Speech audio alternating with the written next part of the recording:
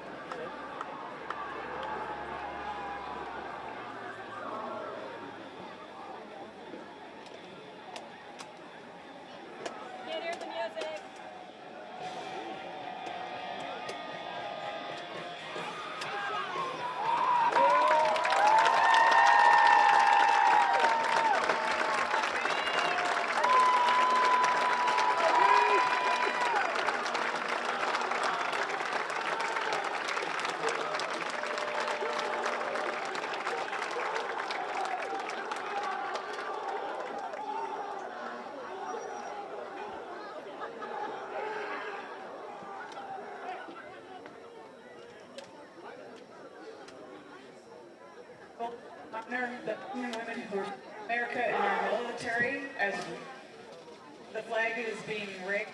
Members of the lead.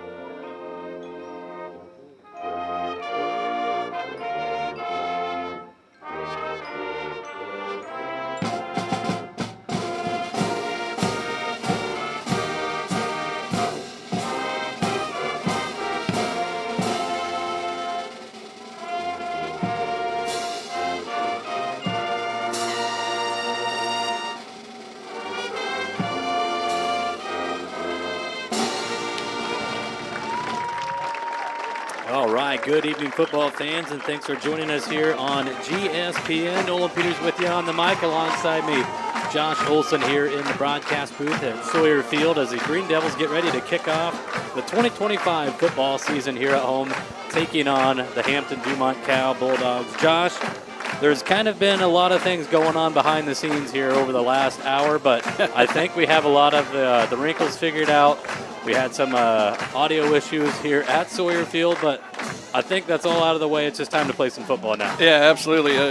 Unlike the pros, we don't get a preseason to work the kinks out. So it's put the equipment together, see what works, and kudos to you. It was getting a little hot in the booth, but you pulled her off here. So those of you watching at home on the GSPN platform, if you want, help Nolan and I and the school out. Hit that QR code in the corner and throw $1 or $2 at the booster club, and we can keep this thing going. But yeah, way excited for tonight here. There's a lot of anticipation on this season, Nolan, and it starts off with what I'm going to say maybe the top, if not the top 5 athletes to ever walk the high school halls in Osage with Quinn Street.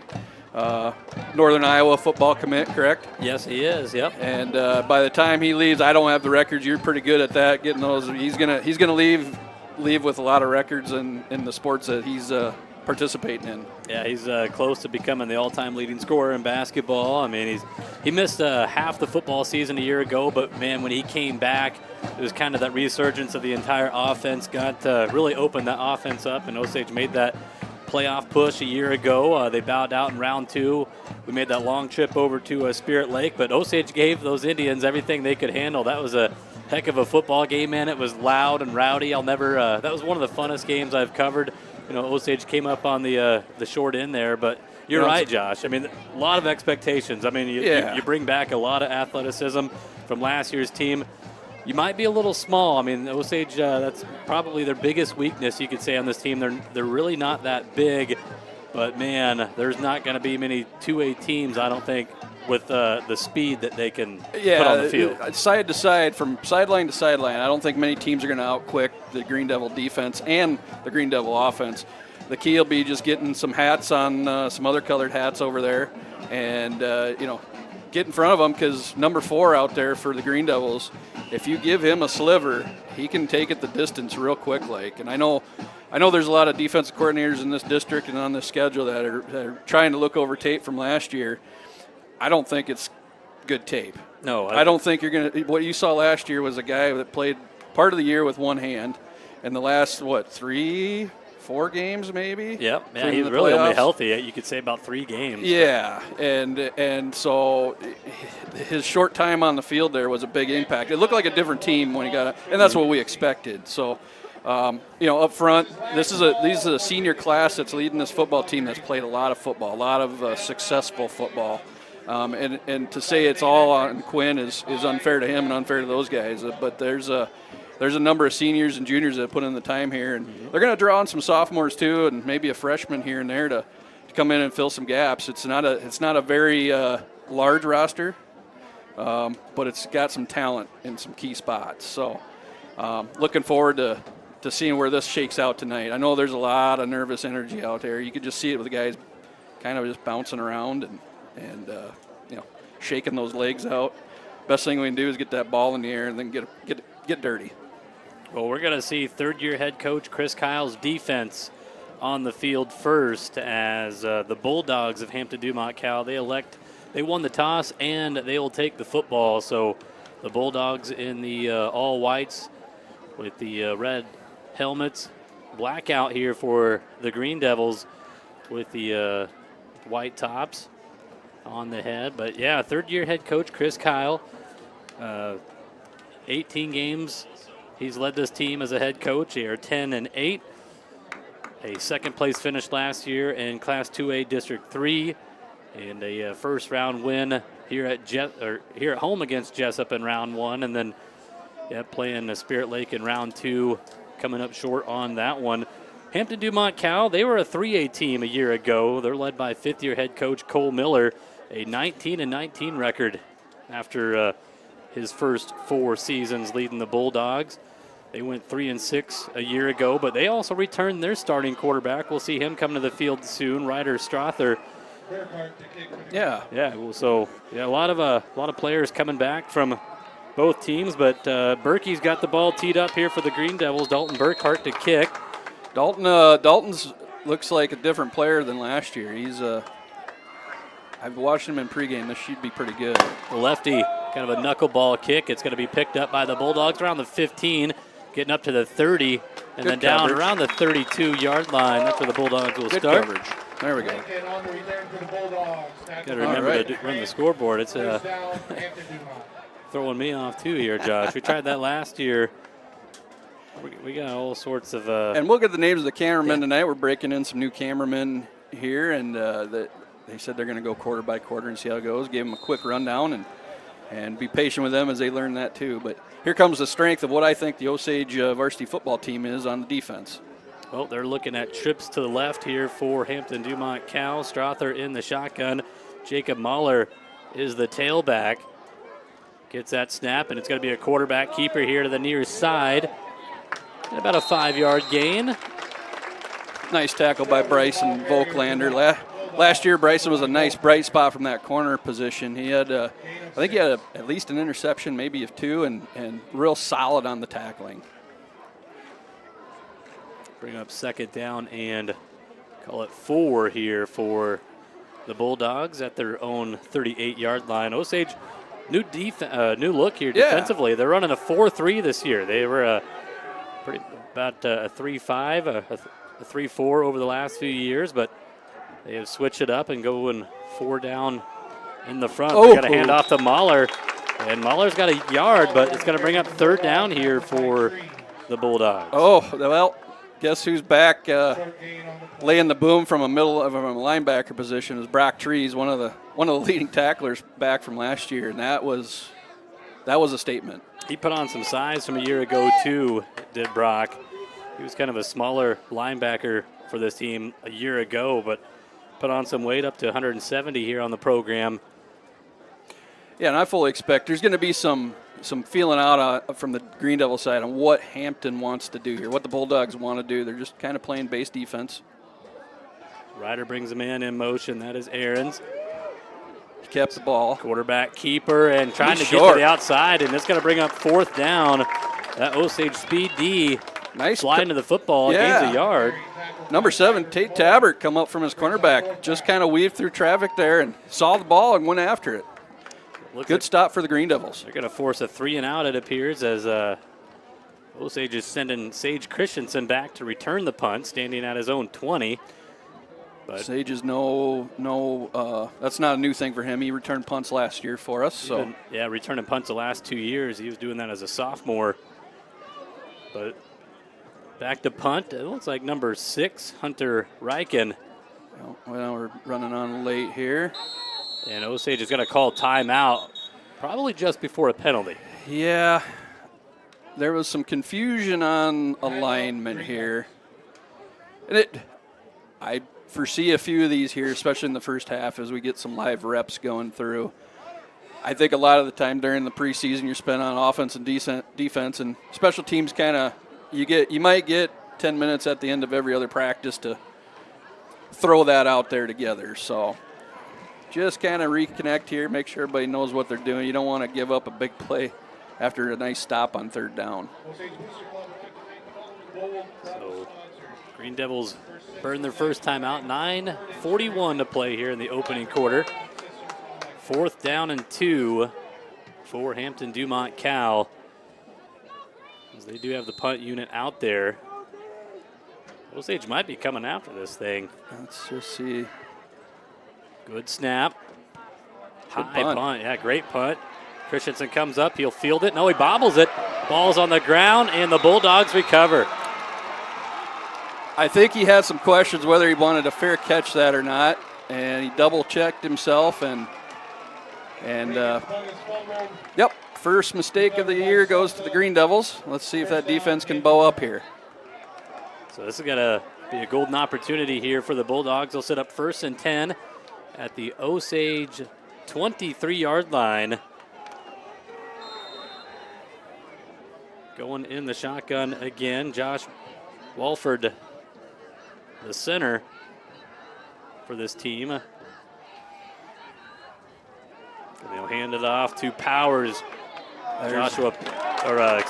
Joseph Powers trying to run to the edge, but that just kind of plays into that Green Devil strength here, moving side to side. Yep. Osage just with a lot of speed. It's going to be no gain on the play. 2nd down and 10, approaching 9 minutes to go in the first quarter. Well, and watching in the JJV game, they're running the same offense, which is natural. But, yeah, they're trying to get those linebackers and everybody to watch, get some misdirection with a guy in motion. And then, quarterback's going to keep it. He's either going to hand it off or he's going to be able to maybe throw a little pop pass kind of thing. Strother in the gun, 3 receivers out to his left. They'll go right up the middle to Mahler. He's got to gain a yard or two. Alex Osage, quickly making the stop. The senior Alex Machen fired up, making first contact. Yeah, when one of your defensive tackles is right there at the line of scrimmage, free for a tackle, that's a good sign. The key for Osage is a lot of two-waying going on here to see how fresh they could stay here tonight. I guess say no gain on the play, so that'll bring up 3rd and 10 for Hampton-Dumont-CAL. Nolan, I'm curious with Brady Haar there at tight end. Big guy, probably 6 Very foot, big, yeah. 6'5", 6'6", kind of a jump ball situation. 3rd and 10, Strother under pressure, Oh, throws, and yeah. it's incomplete. Deflected, though, almost intercepted by Brock Trees. That was, I guess if you're going to throw it, you might as well throw it at the sideline and hope there. But there was 3 Green Devils right around there, so well played. 4 down territory was what I'm assuming here. Yep. Bulldogs lining up here. Got issues here at the scoreboard. I apologize. It is going to be a rough night for everybody, including me. So 8:06 on the clock. Here we go. 4th down and 10. 4 down territory after the Green Devils muff the punt. Strother to throw. He'll throw it. It's going to be caught, but Way short of the sticks. It's going to be a turnover on downs. Well, and once again, Nolan, the defense at speed, Tristan Huseman off the right end. Strother, he had to get rid of the ball, and that's the only place he could get rid of to. So kudos to the defense, stiffening up again, recover from that turnover, and see if they can turn it into some points here. So Osage takes over exactly 8 minutes on the clock, and quarterback Quinn Street will go in the gun behind his center Alex Machen, 3rd-year starter at center. Mr. Machen running that line of scrimmage. Street gets a handoff, he gets a handoff to Gavin Mueller. Gavin, a junior this year. Looks like about 3 yards on the carry. So an interesting look. It looks like Hampton is prepared to kind of just run man across the board, maybe more of a man zone look at it, but definitely not more than 4 guys in the defensive backfield here looking. 3-yard gain makes it 2nd and 7. Osage will put 2 guys in the backfield with Street. We'll go right back to Mueller. Runs into a lineman, bounces off of it, bounces off another tackler, and gets up to about the 27-yard line. Bring up 3rd down and about 5, maybe 4. You know, and this is just play calling here to get everybody kind of comfortable with what's going on. And yeah, so far the line of scrimmage is just kind of a stalemate. You know, Hampton across the Bulldogs across are 255, 240, 230, and 195. So they're a bigger defensive line. Go 3 receivers out to the far side of the field. Street in the gun. Mueller to his right hip pocket. Street's going to roll to the right. He will fire, and it's knocked away. Great defense there. Yep. Broken up at the last second. I believe that was 81. Broken up by Sosa, maybe?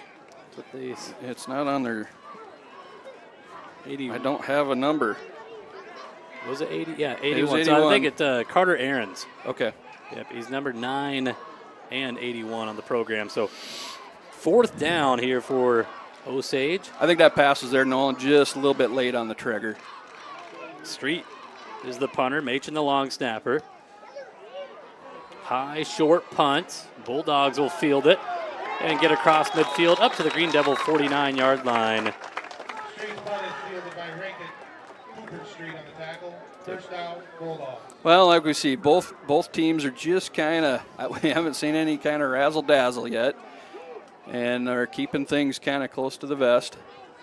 I expected this to be a pretty good football game. I mean, yeah. The Bulldogs last year, yeah, they were 3-6, but they played that 3A level, and they played some really good teams. They were now going as district, yep, and with Clear Lake and yeah. all them. So, and they played those teams very tough. So they were a very good. Yeah, they 3-win graduated. team. Yeah, they graduated some guys, but yeah, I'm sure they feel like right now maybe they're maybe at a level they can really compete at. So Strother in the gun. He's got 3 guys in the backfield with him. They'll keep it on the ground to Joseph Powers, and Powers just gains maybe a swallowed half a yard. Gavin Mueller, who I believe we're going to be calling his name a lot this year from middle linebacker spot. Right there, just to, middle linebacker is one of those positions, Nolan. You're either naturally born into it or you're not really a linebacker, because you just have to have a nose for all where the ball's going. Gavin, just a second-year player. As his freshman year, he pretty much missed all of his freshman year with that injury. Missed all of wrestling, too. As the Bulldogs go back on the ground, Mahler with the carry and just nowhere to go. Osage run defense is having their way. Yeah, Gavin Mueller again from that side, and Cooper Street's over there. Speaking of Brock Trees, the linebacking crew, these 3 linebackers are probably about as talented in the district as you're going to find. Speaking of Mueller, I wonder what color his older brother Colin is wearing tonight. As Hampton-Dumont-CAL, you're going to be very, very familiar with Colin Mueller this year. He's the new head wrestling coach for the Bulldogs, a former Green Devil, state place winner under Brent Jennings years ago. But yeah, first-year head coach for the Bulldogs, and we're going to get a timeout here by Coach Miller's squad over on that far sideline. So each team has now used a timeout.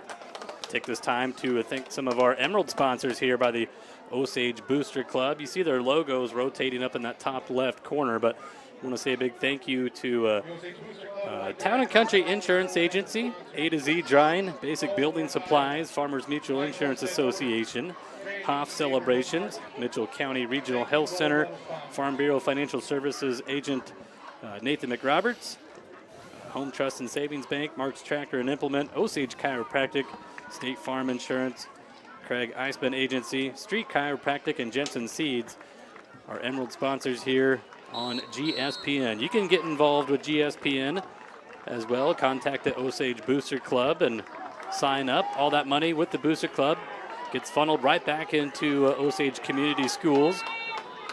And you can contribute too just by watching the stream, that QR code up in the top right. If you just want to pitch in $1 or $2 here and there, it goes to the Booster Club, and again, goes right back to these Green Devils. 3rd down and 10 for Hampton-Dumont-CAL with 5:12 to go first quarter. Quarterback keeper right up the middle. Strother Good gain here of 5 yards. It's going to bring up 4th down and manageable. We'll see what Coach Miller wants to do. Boy, if I'm Coach Miller, I might try to punt this and just make us go 80+ yards, based on the way the defense has been playing. And that looks like he was a dude. I say that, but I think the punt team just came on. Yeah, they did make a switch. I mean, I'd punt too. I'd make Christensen try to field this one this time, and so that is Hunter Riken to punt.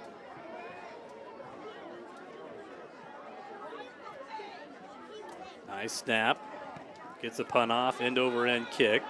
Christensen comes up, fields this one at the 10. Here to the near side, the 15, 20. Stays on his feet, gets up to the 24-yard line. Nice 14-yard return for Christensen, and that's nice response from Sage there. You know, that's one thing you want to do as a return specialist, especially a punt returner, one of the hardest things to do. But if you muff a punt, you want to just get back out there and do it again. Yep. First down, green down. So Osage will start their second possession here at their own 24-yard line. Went 3 and out on their first trip. 2 receivers to each side. We got Trees in the backfield with Street. And Brock spins off of a tackler and gets up to the 25. He gains 1. Yeah, they're definitely trying to establish at least some of the run there. Brady Harr off the corner from his defensive end position. Very quick to the ball there, first contact. Brock did pretty good just to get a yard out of that. 2nd down and 9. We've only seen 1 pass attempt here for the Green Devils, but it was broken up by Carter Aarons for the Bulldogs. Osage will have Severin, Dodd, and Trees in the backfield. Street in the gun. 2 receivers to his left. It'll be quarterback power here, left side, and Street gets taken out of bounds. About a gain of 5 there, I'm thinking. Bring up 3rd down. We'll see where they spot the ball. Looks like they're going to give him 4. So okay. 3rd down and 5 coming up with 3:31 to play in the first quarter. And I should mention Osage was out starting right tackle Sawyer Brandow for the rest of the year. He had an unfortunate injury, season-ending injury in practice here a week or 2 ago. And so we've got a new face at right tackle, Cale Muller, who missed last year due to injury, and he was a tight end last year, so he's learning a new position. 3rd down and 5. Street to his right. This is going to be quarterback keeper, far side of the field. He's got that track speed. He's got the first down all the way where they say he stepped out at. Yeah. He's got to get ran out of bounds at the 37, they say. Okay. It was a race to the pylon there, kind of, so to speak, basically the yard marker, and if you're a betting man, you put it on 4. Well, he's a 3-time place winner in the Open 400 down at the Blue Oval in Des Moines. Runs a 400 under 50 seconds. If you can get him to the outside and get a block, he's gone. Fast. Yeah. 50 seconds is fast. You run under 50, you're pretty quick. So that is the first down of the game. They'll go right back to Street, and he is blown up in the backfield. We have a flag on the play, too, as Brady Harr makes a tackle in the backfield, and we do have a flag on the play, likely going to go against the Green Devils where it was thrown. I think you just the Bulldogs decline the penalty and go decline it, and it's a loss of 3, it looks like. So holding on Osage. The penalty will be enforced. Well, go to first and 20 or 2nd and 13. Coach Miller's talking about it. He's going to. They're going to decline it. Yeah, so that's what I'd do right now. Right now, Osage hasn't been explosive, so. So it's a 3-yard loss. 2nd down and 13. They'll start the clock on the official. Well, with Mr. Harr, we might have to get some chips in on him. Green Devils behind the sticks for the first time. Street to throw. Here to the near side, it's high, and it's going to be incomplete, intended for Griffin Eulenhop. Yeah, things are just a little discombobulated, and we saw that last year when he first come back at quarterback. Just trying to get some timing out here. Like I say, first time against live action on that. It's not the same number 2 as last year. Same Same last name. Same last name, but yep. Younger brother, Griffin Uhlenhop there. Older brother Madden graduated a year ago, and Griff is looking to be one of the top wide receivers on this team, and we're going to get... What do we got here? We got an equipment issue, or... Officials are going to... All of them are going to come together here. I wasn't looking at the line of scrimmage. I don't know if that's... if something happened or what, but... Well, they've got the yard marker at 4th down, and that's not right. No, it's third down. It's because they declined the penalty. I'm going to have to... and then... I believe I know who's holding that. So 2nd down and 13, they tried to throw, and it was over the head of Uhlenhop. Should be 3rd. So it would be 3rd down, 3rd down 13. So just making sure they get it right. Yep. Kyle over here on the sideline holding up 3 fingers, and that maybe that's what he was whistling at the official. Yep.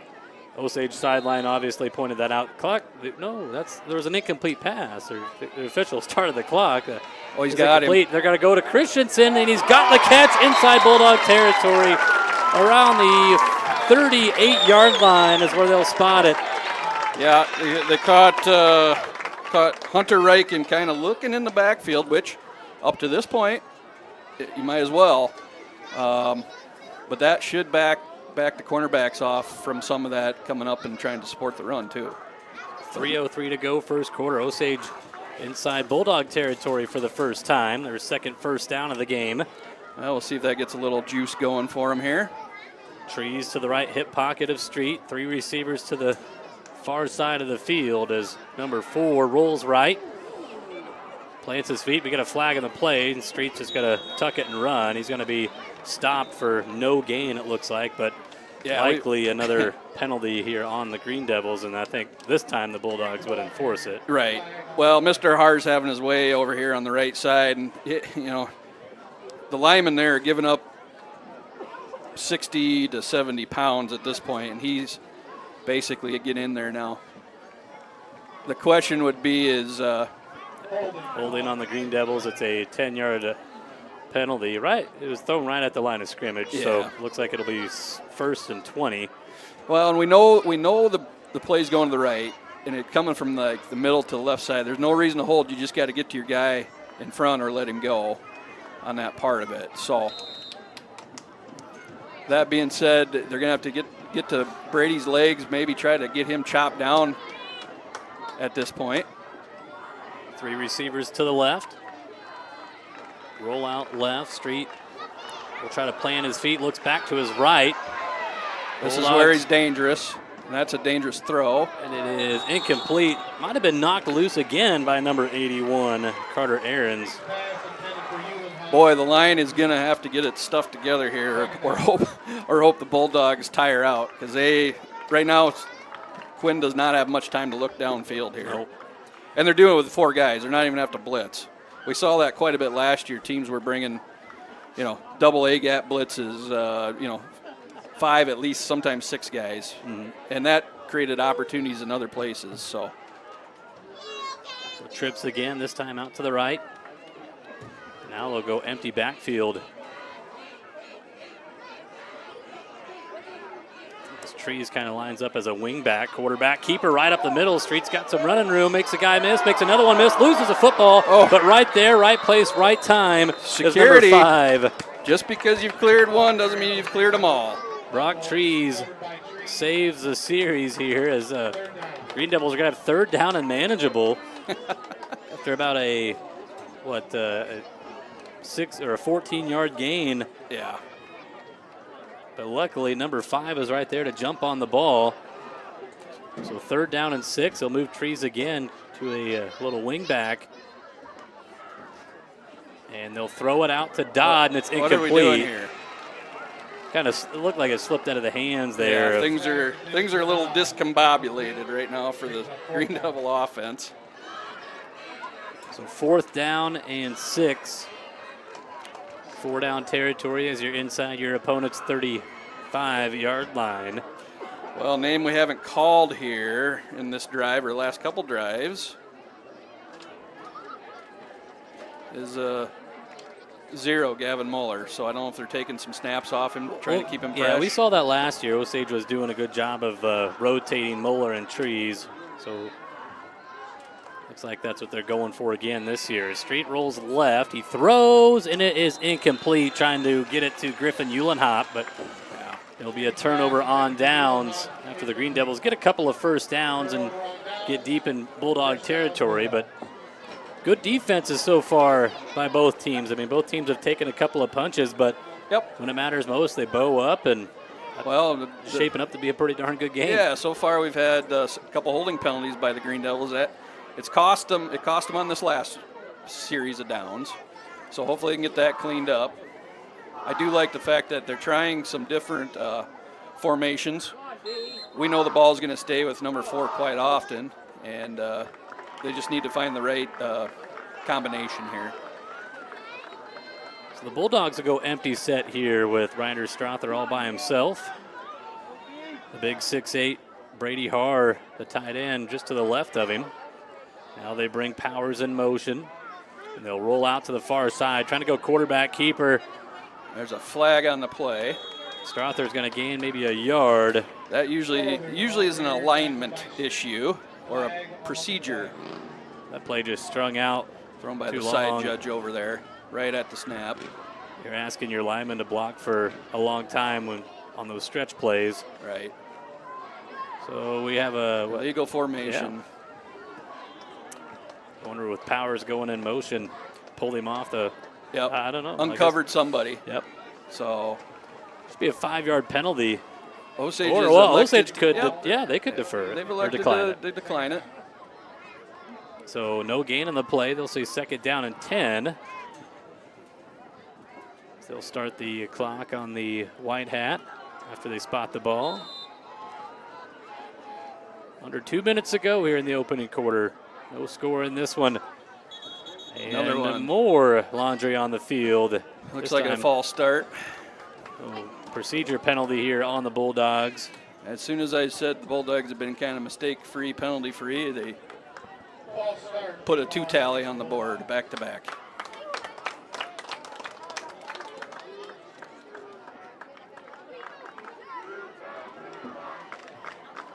So that'll put the Bulldogs behind the sticks. 2nd down and 15. Ball at their 34, or excuse me, that's a 29-yard line. Still waiting for Osage to get a turf field, Josh. Be a little bit easier to read the hash marks. Somehow we're still in the first quarter. Yeah, it's been a long quarter here. A lot of incompletions. Man in motion again, and quarterback hands off to Mahler, but nowhere to go. 3rd down and long coming up here for Hampton-Dumont-CAL. Number 8, Camden Ross. Nice look from the sophomore there. Once again, Gavin Muller kind of leading the pack there. No gain on that play. 3rd down and 15, under a minute to go. Here in quarter number 1, deadlocked at 0 here at Sawyer Field. Week 1 of the football season, Osage goes on the road the next 2 weeks in non-district play. They go to Garner Hayfield Ventura next week, and then on the road at Jessup. Pass completed to Powers and quickly tackled. Gavin Muller from the middle of the field there, just cleaning stuff up for I think it was like a negative 3-yard.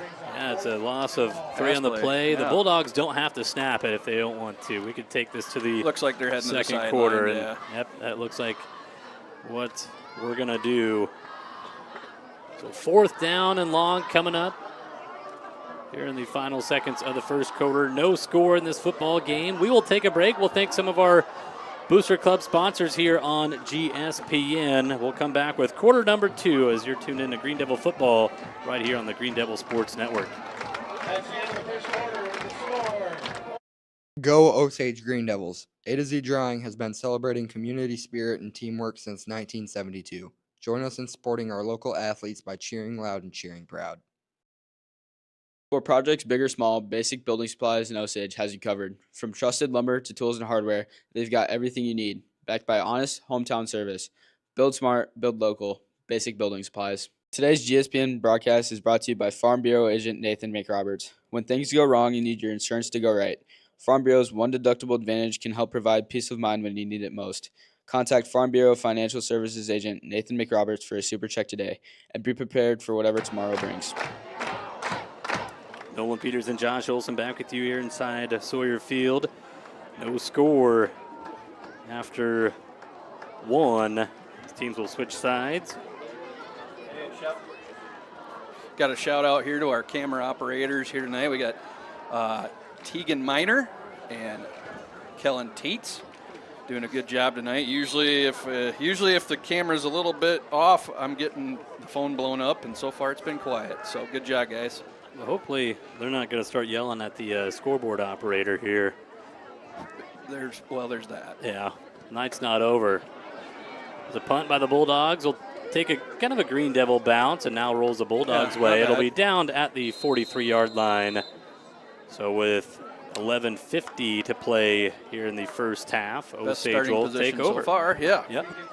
So we'll see if coaching staff here has kind of maybe figured some things out, see what's working, what's not working. The one thing that looks like the Bulldogs do is they do flop their defensive ends from side to side. They've got a strong side and a weak side, it looks like. So twins to each side. Got Gavin Mueller back in the backfield, number 0 for the boys in black.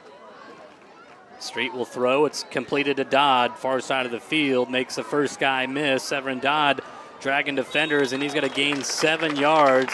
He's tackled inbounds. That's what Quinn needs. He needs some rhythm throws like that, right? Just get it out, get it smooth. Watch that. He just needs to see those passes completed, and then it's kind of off to the races. They give him a good spot. They did give him a good spot. Gains 9 on the play. Severin Dodd, I think that's another big, or a player that's bound to have a pretty big year. Number 1. He was kind of a do-it-all back last year. You can put him in the backfield. You can put him out in the slot. Pass or catch and run. Number 1 could do some dirty work as Osage goes on the ground to Gavin Mueller.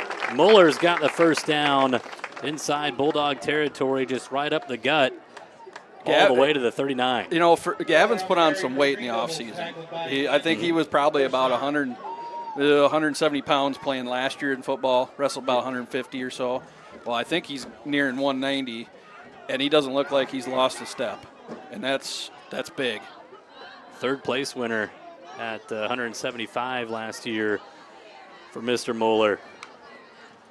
He's going to get another carry just right up the gut. Osage enforcing their will on the ground all the way up to the 32-yard line. A gain of 7 on the play. 4-0. Yep, and these are the type of momentum plays we can get. Gavin, as he's running, he doesn't slow down. He makes a little cut, but it doesn't slow him down, and that results in an extra couple, 2-3 yards at a time, because he is getting some contact at that 3-yard spot, but it's also 3 more yards down the field. Yep. So just smooth operator. Tight bunch here to the right side for Street. Green Devils go right back to Mueller. Bulldogs are ready for it, but Gavin keeps his feet going, and he's going to gain something out of this all the way to the 31-yard or 32.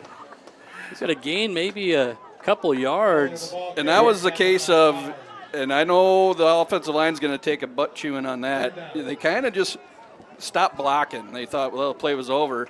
And I think Brady Haar thought the play was over too, but boy, you better get on a double on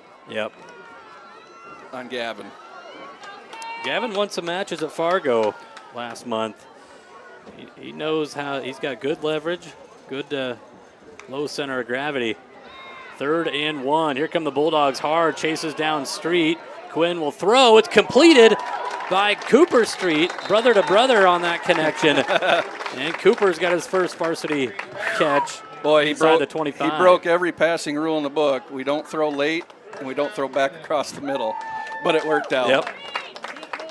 If you're going to do it, you better make it count. You better make it count. Nice snag by Cooper to move the chains. But, yeah, once again, Brady Haar causing all sorts of problems there. And unfortunately for Mr. Cale Muller, who's learning on the job here, you might as well get these out of the way in the first game of the year. Yep. That's a big ask to kind of, because Brady Haar is an impressive-looking athlete. 1st and 10, Green Devils at the Bulldog 23-yard line. 3 receivers right. And we have a flag on the play. We got to delay a game here on Osage. We got nobody. Come on, guys.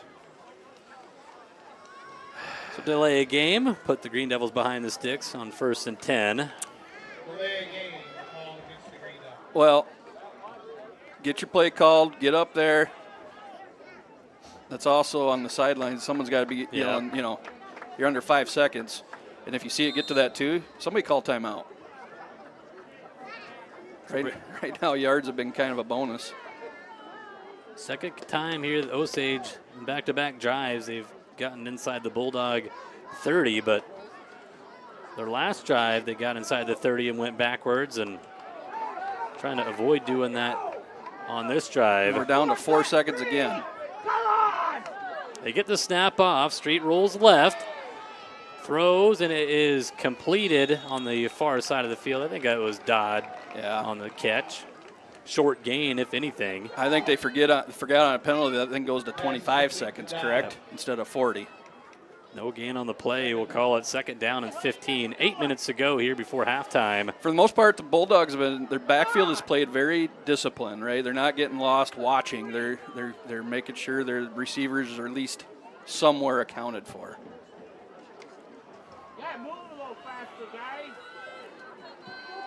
10 seconds on the play clock here. Now trying to get guys in the right spot.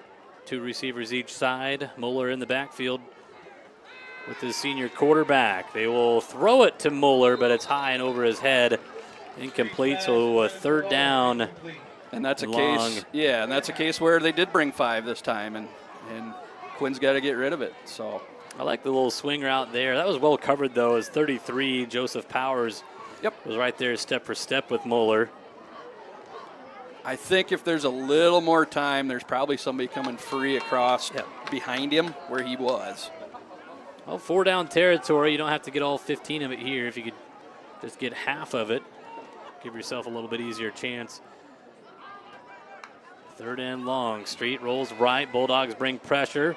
He'll step up and run, and short of the original line of scrimmage, it'll bring up 4th down and about 13. So 4th and long, you're going for it, obviously, at your opponent 26. Well, we've stopped running the ball, right? So now that's kind of, we were moving the ball on the ground. Well, my guess is this is probably should be a shot into the end zone at this point. Hard count. Yeah, see if you can get a freebie. Got to get up to the line of scrimmage. Osage really taking some time here to get up and break in that huddle. 3 seconds on the play clock. Well blocked. Middle, they'll throw to Christensen, and he's got the catch for the touchdown. Osage strikes first. And he actually, kudos to the line. They gave him just enough time there. Hampton, the Bulldogs decided not to blitz, just rush their normal 4, and they got it blocked up front for just enough time to let Christensen come across the middle. 26-yard pitch and catch. Street to Christensen for their first score of the year, and now Burkhart will attempt the PAT. 6:37 to play here before halftime. Low snap, and now Tabert's just got to tuck it and run. Trying to get to that far pylon. He reaches. I think he reached. The official has got to give it to him for 2. Tate Tabert. Well, quick thinking by Tate there. Nothing, he fumbled just a little bit, thinking he's going to get it back up, but. Well, Josh, you called it. Go to the end zone on 4th and long. Well, yeah. The part I didn't account for was I was actually shocked he had more than 3 seconds to sit back there and pass. So And the fact he got it through there, the safety was coming up. It was just a bang bang play. This time the Osage receiver won. So now Burkhart will kick off here. Osage again striking first to open up the year. Yeah, they had a really good drive going. Got stalled by penalties, but boy, on 4th and long, they strike. yeah, and both these teams look like, especially on offense, first game of the year. How do things fit? How do guys react? Those kind of things. So let's see if Berkey can get into one. I've seen him do this. I've seen him put it down into the shadow of the end zone. A little high. Have time to run under it. Bulldogs field it on the run up to the Not 20 and happening. stopped. Very nice. We're going to stop him at the 19 with 6:30 to play in the first half. Straughter on the return, tackled by Ross. And that's one thing with this, like we're going to keep pounding this all season. We're not very big, but we are pretty fast. And then on kickoff coverage, when that ball's high like that, it does give you guys time to get down and get that thing covered.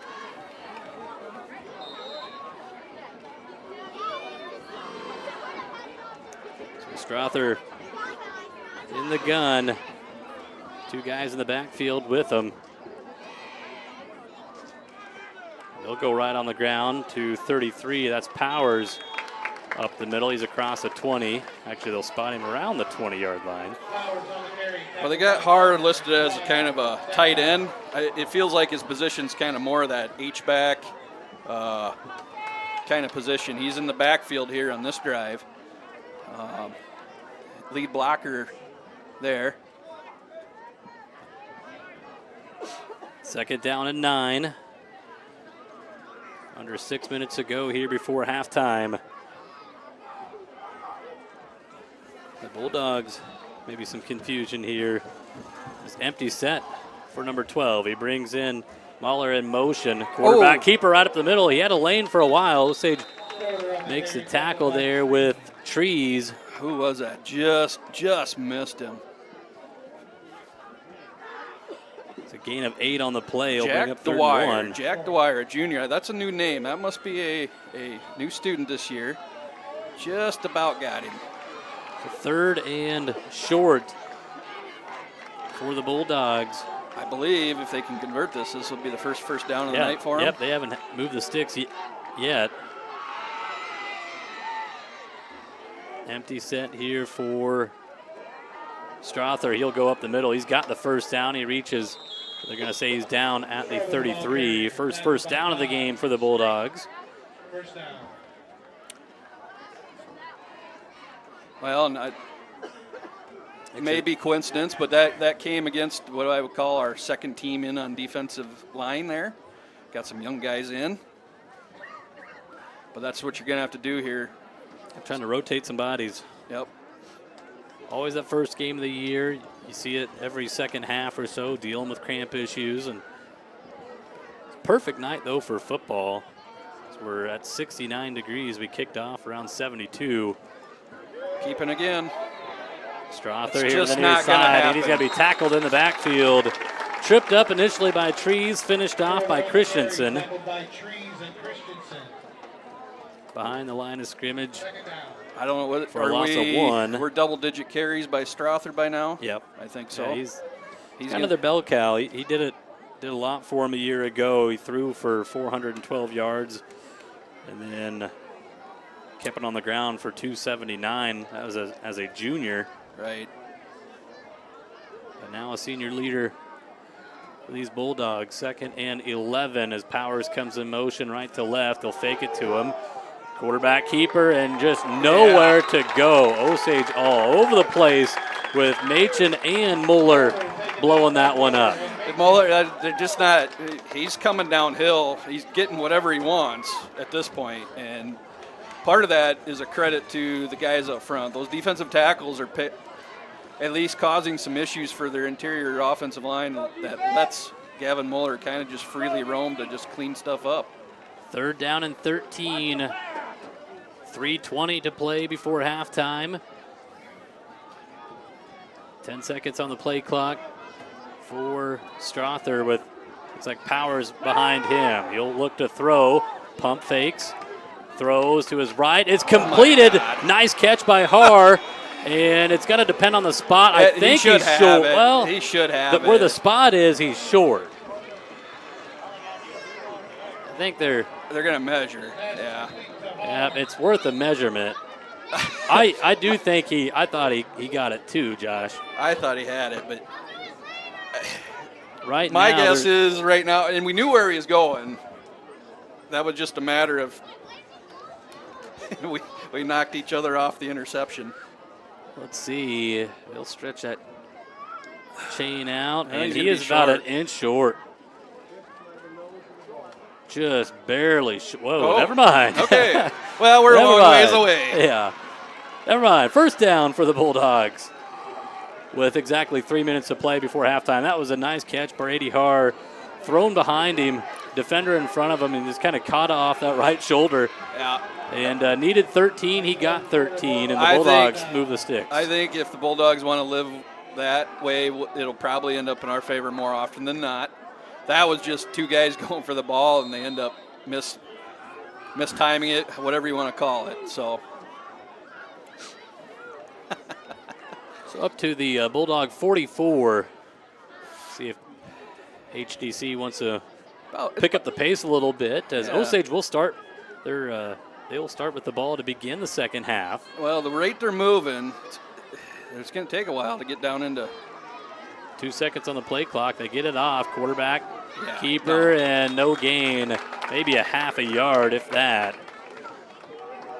Second down Ball carrier tackled by Ross. and 10. Yeah. Camden Ross making the play, a sophomore.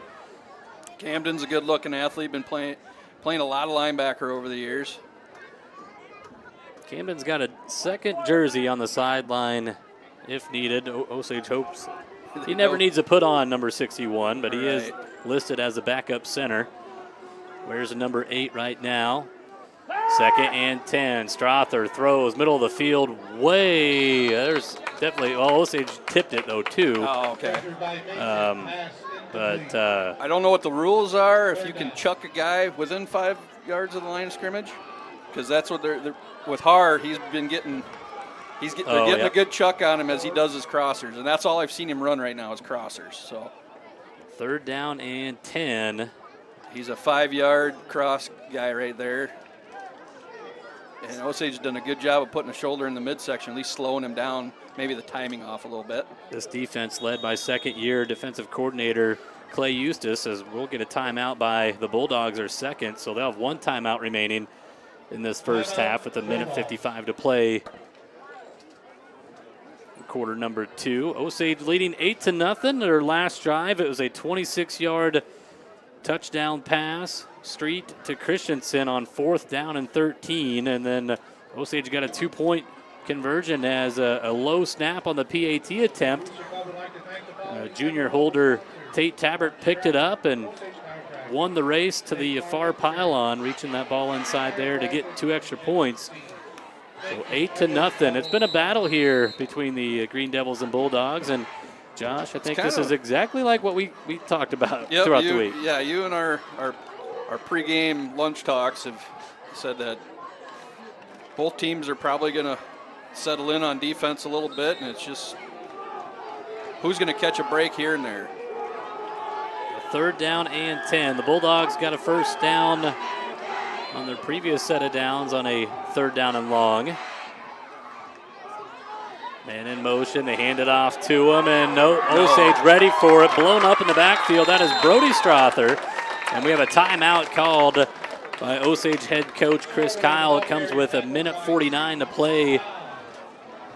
Coach Miller just looking to kind of play it close to the vest, or maybe even catch us maybe looking pass. But once again, 4-yard loss, so I just haven't fourth seen a down and glimmer of 14. hope, daylight, whatever you want to call it, on any of these wide runs.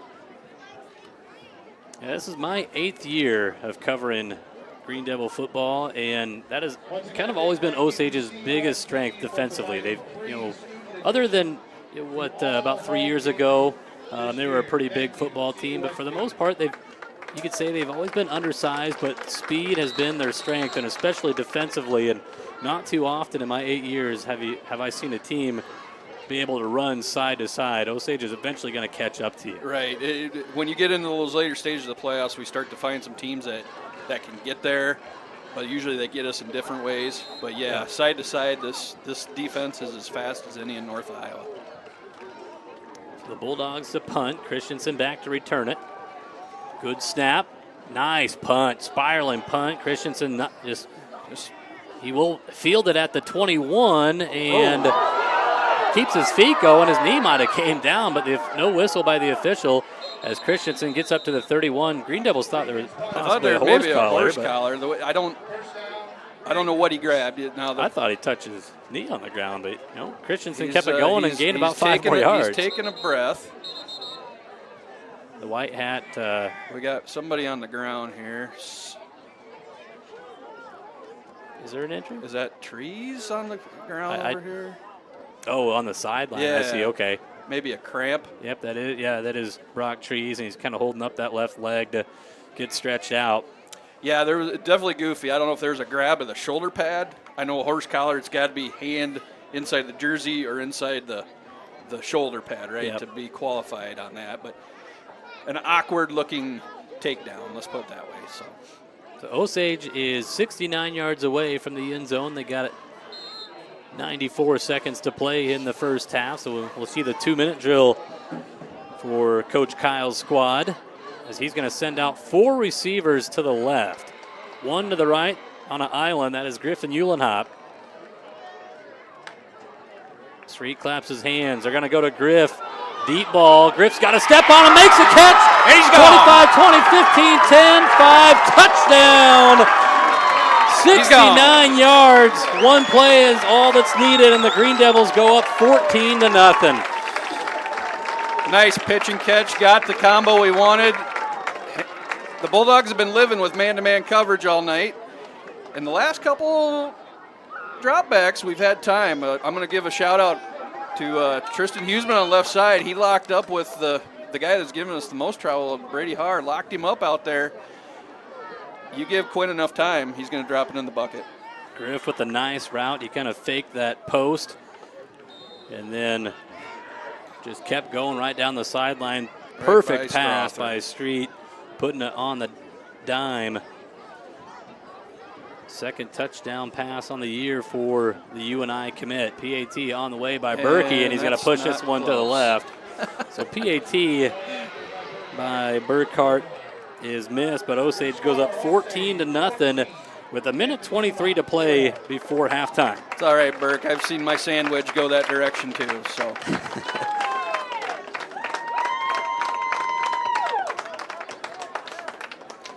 Well, plays like that, and only the last 2 plays, I'm curious to see what that does for our run game, because now that second level of the defense can't quite come downhill as much as they want to. So.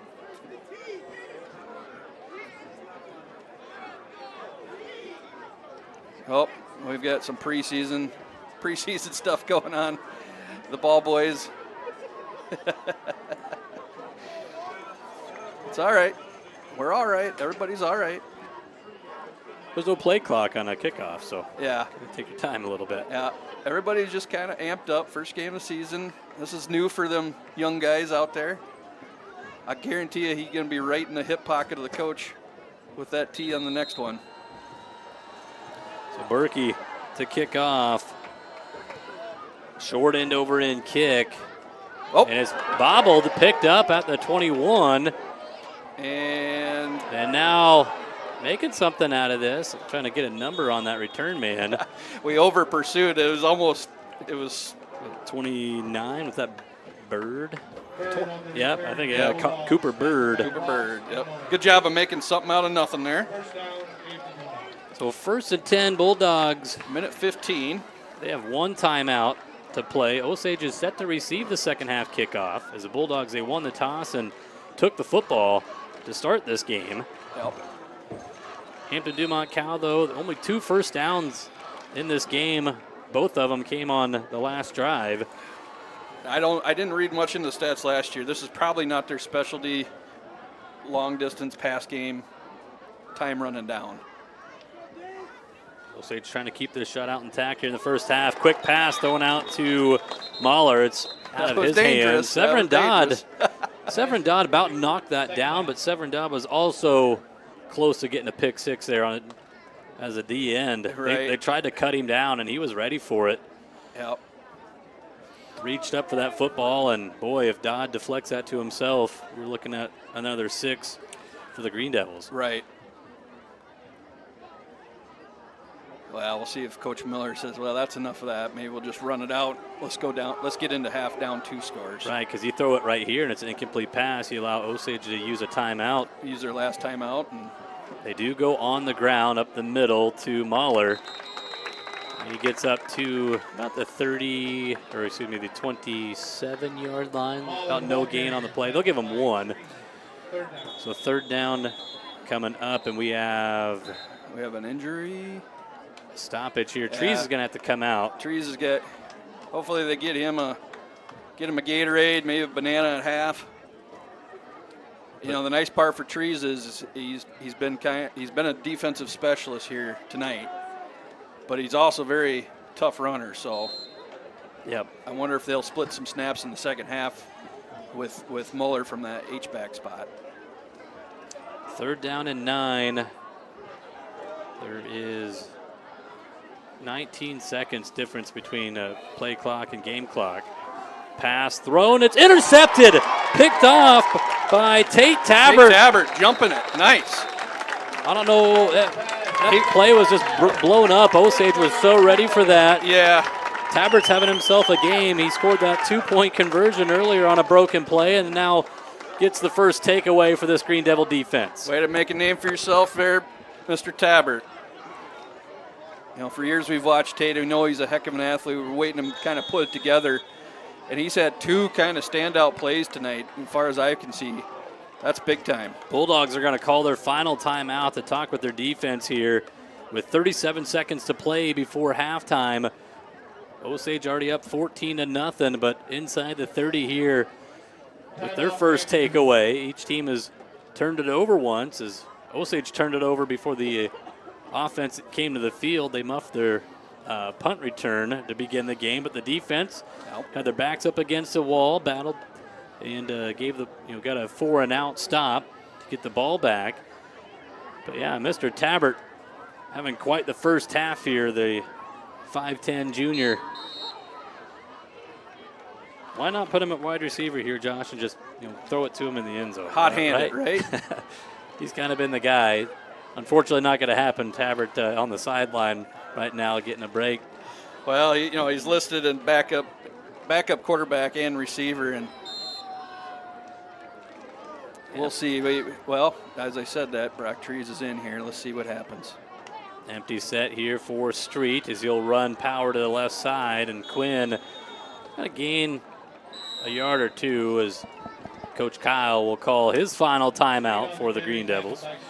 Running kind of a counter, right? They're trying to get, I think it's Donald Heidemann coming from his right guard spot, coming down line, trying to kick out Brady Haar from a defensive end spot, but Quinn was almost too quick to the spot. Kind of met right at the intersection there. Kind of setting up a little RPO there as they put Trees in motion and then put him as like a wing back to the left, and he just kind of flung out to the flat a little bit. So. Yep. I'm thinking there's a setup coming. Yeah, if number 4 sees something, you fling it out there to number 5. Right. Well, I think we might have saw something similar to that earlier where he didn't get the pass completed, but I think there was there's a run-pass option there. I know Coach Kyle likes those RPOs. Mm-hmm. Well, you got somebody that can take it to the house like Quinn or throw it there. He's all by himself in the gun on 2nd and 9. He'll roll to his right. Throws, we have a flag on the play. 2 flags on the play. I think we're getting offsetting penalties. I think we have 3 flags are on the play. As we have 2 around the line of scrimmage and then 1 back in the secondary, as it looked like Uhlenhop got tangled up with. Yeah, we got a hold here. I think all this is just going to be offsetting. Yeah. Could be 2 holds on the Green Devils and a pass interference on the Bulldogs. but it would be. I don't think it offsetting, goes but- two. Yeah, it doesn't No, go no. 2 for 1, right? Yep. Yeah, there's. You could have 15 and 1, and it's offsetting. As long as there's no dead ball penalty. Right. You know, and I don't even want to go there, Nolan, but last year and so far this year, things have been cleaned up. You know, a few years ago, it seemed like we were having some. You're right, Josh. Sorry, go ahead. No. I was just watching the penalties. So Osage is called for holding, an illegal man downfield, and then there is a pass interference on Hampton-Dumont-CAL. So all those penalties offset. The only thing we burned up was about 8 seconds. Yes. So. But no, Josh, you are right. Osage. There's a discipline. Yes. Right. We saw that a lot last year. Right, Yep. and that's what you kind of see. That helps us make you more successful as you go. The big difference between not going to the playoffs 2 years ago and a second place finish in your district and a second round playoff appearance. Absolutely. So 2nd and 9 again. Street scans the middle of the field. Now he'll try to step up and run under some pressure. Street eludes it. Still looking downfield. Still looking. He throws. It is caught by Uhlenhop. He's got the catch. It's going to be around close. the 16-yard line. I think close. he's got the first down. I think so. He's got the first down, they say. Yep, the chains are moving. And he stepped out of bounds. That's big. Stops the clock with 12 seconds to go. They're spotting the ball right at the 15. Okay, no timeouts. So in reality, these are going to have to be, sideline plays, or you're going to have to go to the end zone. You can get a first down inside the 5, and if you do, you're clocking it. Right. But yeah, more than likely, sideline or end zone. I'd be interested to see. Burkhart does have a leg that can get the ball there. Osage looking for the corner of the end zone. Street throws it. He's got Uhlenhop. Oh, and he dropped it. Oh, no. Man, old Griff has got to want that one back. It hit that chest plate, too. He had it for 6. So yeah, I think he saw the sideline coming up. Maybe he was trying to count steps. That was a heck of a throw. That was by a heck of a Street throw. rolling to his left. It's a hard Well, throw. we're seeing why, and I'm not sure he's being recruited to UNI in a specific position. My guess is maybe on the defensive or special teams kind of thing. He's certainly probably not in the quarterback conversation. He'll give it a shot. If you gave him, if you let him choose. Yeah, we'll have to ask. We'll have to ask where he's. I think it's in the secondary, but It's got to be quick. so Street rolls. This one's going to have to go to the end zone. He throws, and there's Uhlenhop. He makes this catch for a touchdown. Oh! As time expires in the first half, Uhlenhop makes up for it, and Osage strikes on the final play of the first half. Yeah. I don't know as these are actually routes we're running, Nolan. This is just playground ball the last three downs. Because it looks to me there's guys running all over, and then the play breaks down, and then they're just, hey, go find some green somewhere. So Osage will attempt a P8, or no, they're going for it, aren't they? They're attempting 2 here. On the final snap of the first half. Uhlenhop with 2 touchdown receptions. He makes up for the drop a little bit ago. As now we're going to see Street under center for the first time. Dodd, the fullback. Oh, he'll roll got to his his right. He's got a choice. guy wide open. It is Dodd, but they're saying he had it. They're going to say he crossed the Cross pylon. before it came out. Okay. Yep, he had the catch, and they'll say he crossed the pylon with the football. 4-2. 4-2. Well, now the officials are coming together. They're going to signal and give it to him. I assume the play is dead once the ball crosses the goal line. There's no continuation. He completed the catch, and then, all you got to do, the nose of the football Once just you has break to touch that line, the white. play is over. So Osage strikes on the final play of the first half, and Coach Kyle's squad feeling good about themselves, up 22-0 here in the first game of the season. After a relatively quiet first quarter, the Green Devils found their spot. So with that, we'll have our halftime show coming up here. We'll let you listen in to the Osage Marching Band, led by Jeff Kirkpatrick. Yep, and this year's theme, as I know fairly well, my son Colton is the junior drum major this year. And Oh, they really? are playing Nice. music from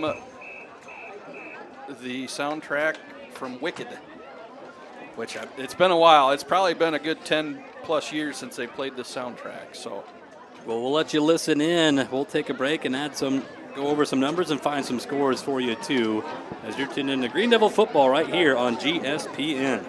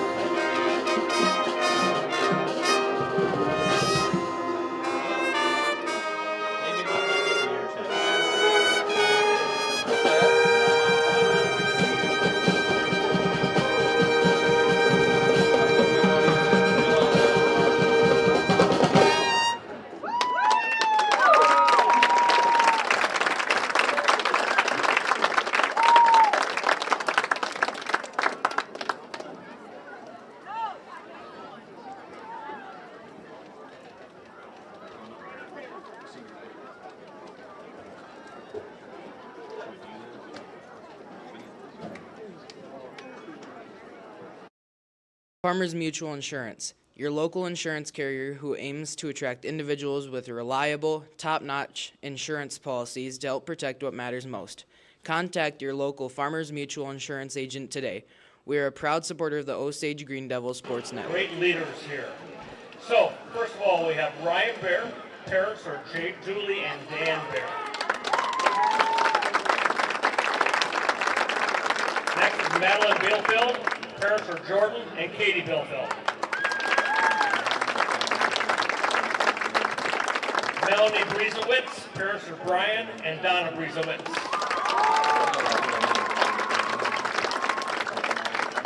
Scarlett Burns. Parents are Colleen and Josh Burns.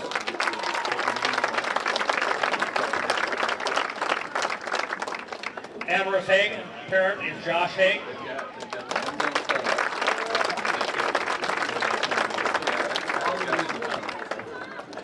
Kaylee and Miley Havig, parents are Spencer and Jane Havig.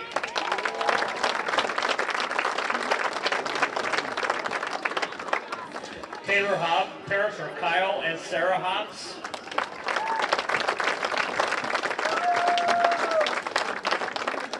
We have one senior who could not be here tonight, Lydia Cook. Her parents are Rodney and Loretta Cook. Leah Kennan, parents are Nick and Laura Kennan.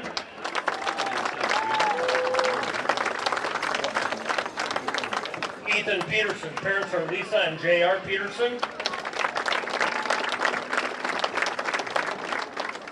Kylie Powers, parents are Darren and Amanda Powers.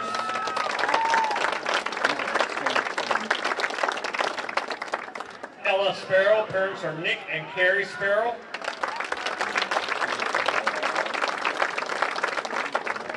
Kendra Steyert, parent is John Steyert.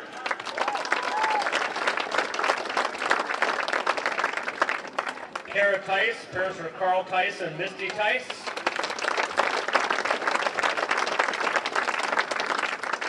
And finally, Adea Thurno, parents are Casey and Stephanie Thurno.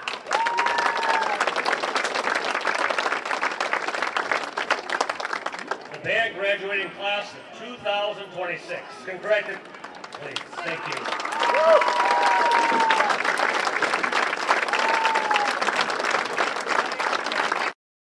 At Hoff Celebrations, Champion Chapel, we've been serving families in our community with care, compassion, and dignity for generations. Just like cheering for the Green Devils brings us together, we're here to support your family when it matters most. Hoff Celebrations, Champion Chapel, honoring life, supporting community. Home Trust and Savings Bank has served Osage since 1899, offering trusted banking, online services, and community support. Convenient hours, a mobile app, and a team you can count on. Home Trust and Savings Bank, proud supporter of Green Devil Athletics. Since 1977, Mark's Tractor in Osage has been the trusted name in farm, lawn, and power equipment. From compact tractors to side-by-sides, parts, and service, they've got what you need to get the job done right. Mark's Tractor, equipment that works as hard as you do. At Mitchell County Regional Health Center, your well-being is our top priority. We're here for you and your family. Trust us with your health because you deserve the best. Mitchell County Regional Health Center, your trusted health care partner for life. Learn more at mcrhc.com. We're a proud sponsor of the Green Devil Sports Network. Osage Chiropractic is now open. Our family-friendly office was designed with comfort and care in mind. From kids to athletes to parents, we offer safe, effective care for all ages. Osage Chiropractic. Honest, caring, and here for your family. Protect what matters most with State Farm. Our unique plans offer peace of mind and reliable coverage for you and your loved ones. Stop in and visit Craig Eisenman at 1429 Main Street in Osage to get a quote today and experience the difference of personalized Green Devil service. Dr. Aaron Street and the team at Street Chiropractic have been serving our area with competence and compassion for over 20 years. We offer a wide array of services and specialties: athlete care, improved performance, prevention, and recovery from injury, certified pediatric chiropractic, certified perinatal pregnancy chiropractic, functional medicine and nutrition, certified acupuncture, Class 4 laser therapy, shockwave ultrasound, massage therapy, and much more. We are a proud member of the Osage Athletics team. Go Green Devils! Life moves fast. New homes, cars, businesses, and families. At Town & Country Insurance, we're here for every milestone.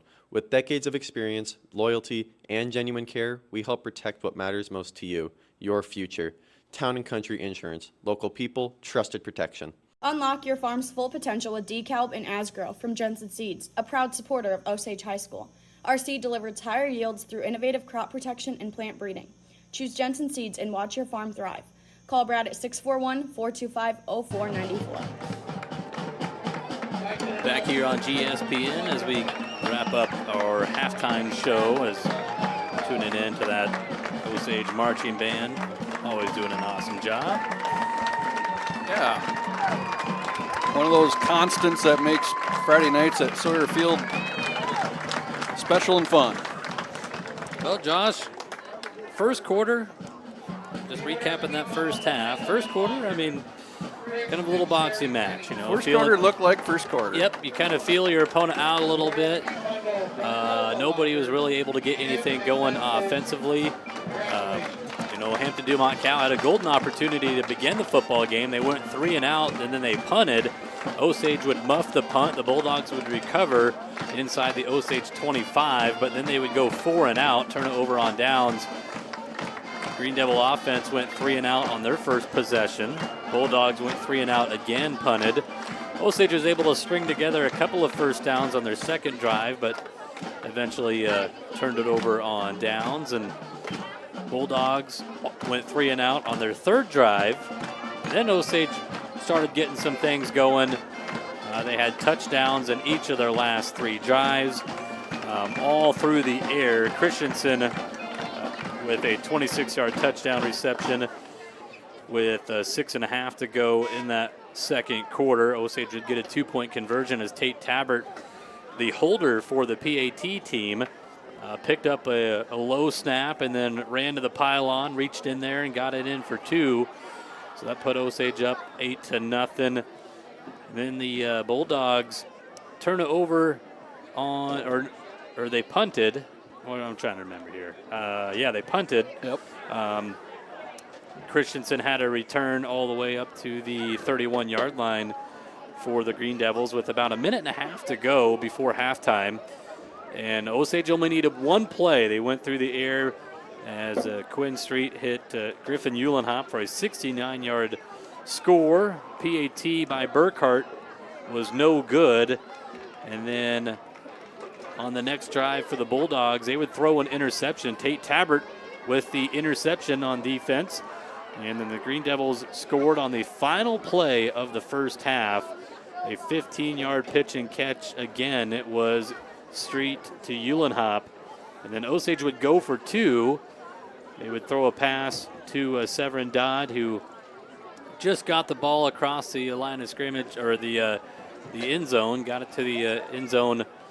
And then the Bulldogs knocked it loose, but he had the catch, got the 2, and then the officials ruled that it was knocked away after he scored. So that's your first half recap. A lot of fireworks in the second quarter for Osage, and they're going to have the ball to begin this second half. So we'll see if Coach Kyle and squad can keep that momentum going. Well, yeah, I feel like, you know, you've got a 3-score game there, and Coach Kyle would really like to get a ground game going and shorten this game up, get us to Labor Day weekend, and you know, get on to prep for next week when that comes. But we'll see how the Bulldogs respond too, right? They got the proverbial punch in the mouth in the last 5 minutes of the second quarter. You know, this was a 8-0 game with 5 minutes to go, and then it just kind of unfurled from them. And we'll see how they respond to it too. I can imagine if you're a coach in there at halftime, you're like, the game's not over yet, guys. Go down, get a stop, and let's score, and we're back in it. So this first couple series is probably going to go a long ways to tell us how this is going to end. Hunter Eichen will kick off for the Bulldogs. Back to return for Osage. Far side of the field is Quinn Street. Near side is Sage Christensen. And I say that, you probably out of conference, you know, no district on the line here. What about a squib kick or onside, right? What do you got to lose? So Eiken's got it teed up, a junior for this Bulldog team. So he will run up and kick this one. Nice end over end kick. Streets calling for, but Christensen actually makes a catch, and Sage cross a 20 and awkwardly tackled around the 21. It's poor. He gets up, though. He's taken a couple difficult tackles here. See if the Green Devils keep it through the air or go on the ground. Their last couple of drives, they like to go through the air, but they had a couple of series, Josh, were keeping it on the ground with 0 in the backfield. He's out there, number 0, Gavin Moeller, but they're going to have him as a wide receiver out to the left as Street all by himself in the shotgun. He'll get that snap, and it'll just be a quarterback keeper right up the middle. Quinn Street makes a couple guys miss, and he's up to about the 29-yard line. Yep, nice job by the Osage offensive line. All they do is split that middle, and Quinn charges hard right up between them. About an 8-yard gain, second down and 2. By himself in the gun again. Alex Machin, the center. Snaps it back to him. Street under some pressure. He'll roll right. Just looks throw it away. downfield. He does throw it away. Throws it to the ground. Did he get it across the line of scrimmage is a thing. Well, if you're outside the tackle box, all you got to do is get across the line of scrimmage. He did so. So third down and 2. Yep.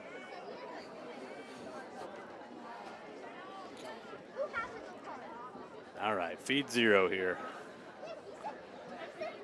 Let Mueller just move those chains for you.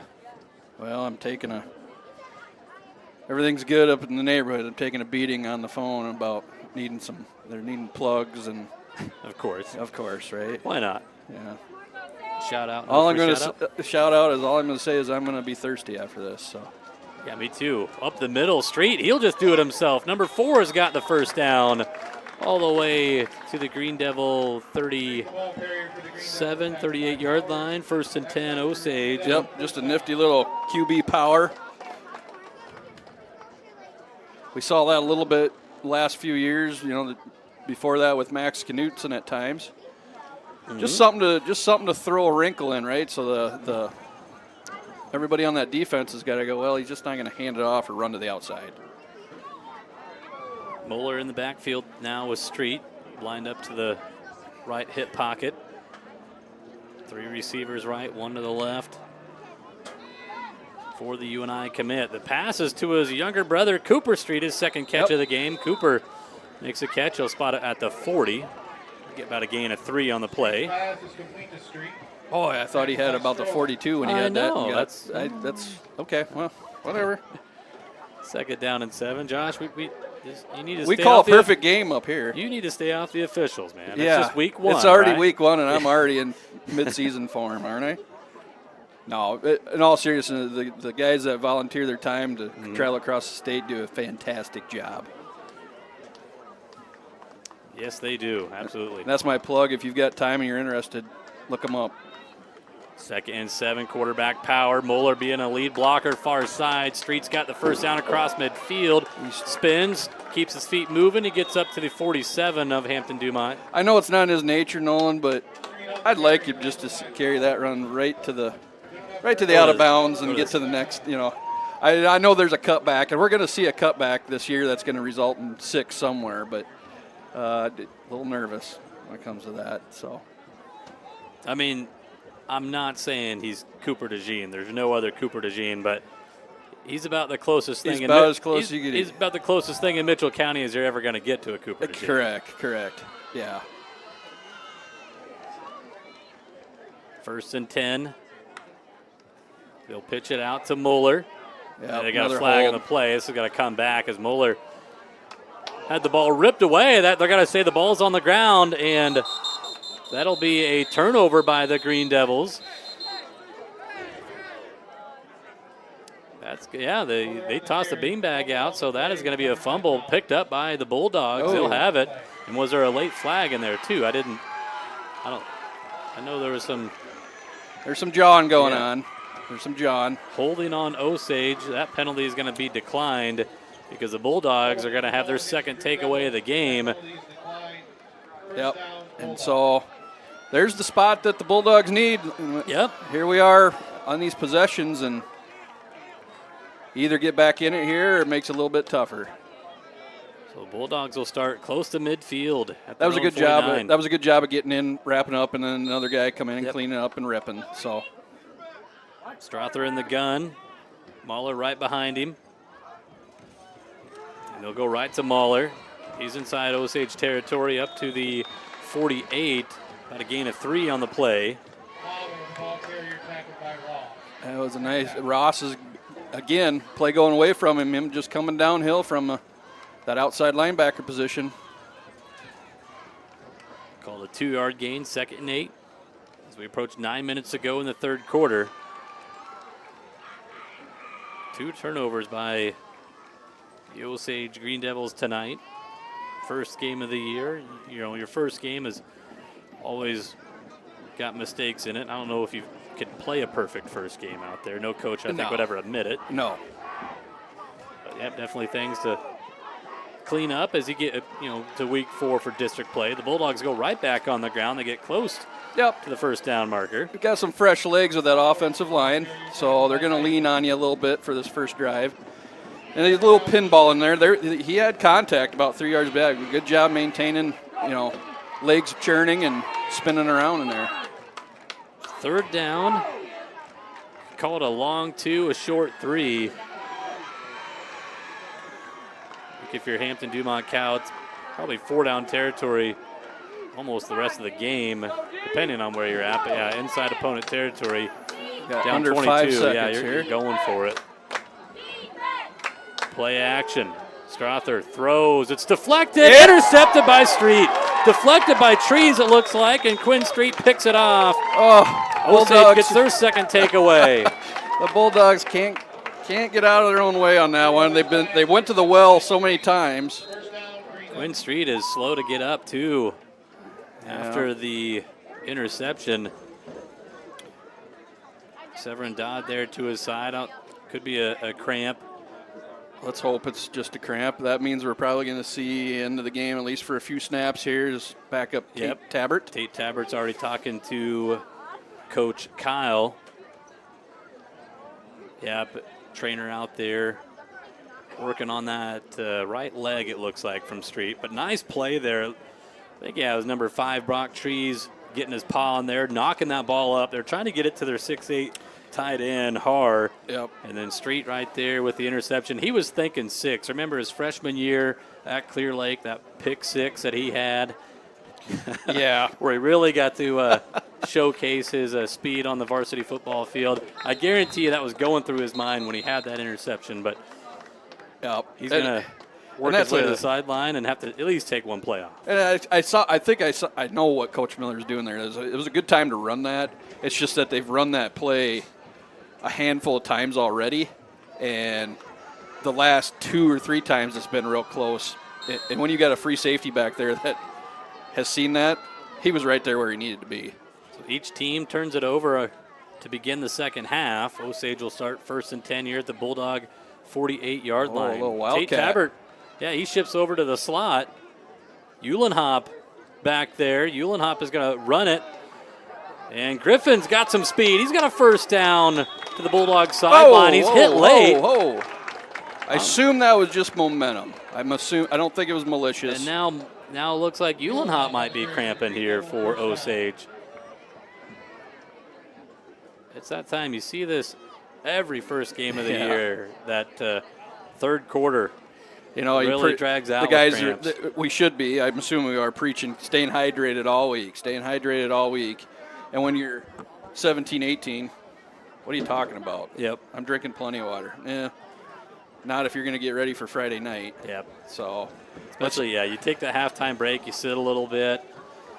They're going to work on Eulenhop over there on the far side, so the officials are letting the kids take a drink. We will, with this delay here, we'll thank our platinum level sponsors from the Osage Booster Club. That is Bushbaum Lawn Care, Cedar Valley Orthodontics, Cooper's Osage Auto, Flooring America, and the Canine Cabin. Our Emerald sponsors, you see their logos rotating up in the top left corner. Big thank you to all of our Booster Club sponsors, making things happen for Osage Community Schools and the GSPN broadcast. Well, Griffin up on his own power along the sidelines. And Griffin's no stranger to the quarterback spot. He played that spot from early days of YS up through his freshman year. So I was wondering if we might see a little bit of that with him, and he can spin the ball too. Yep, he started the first 4 or 5 games of last year. He'll go under center.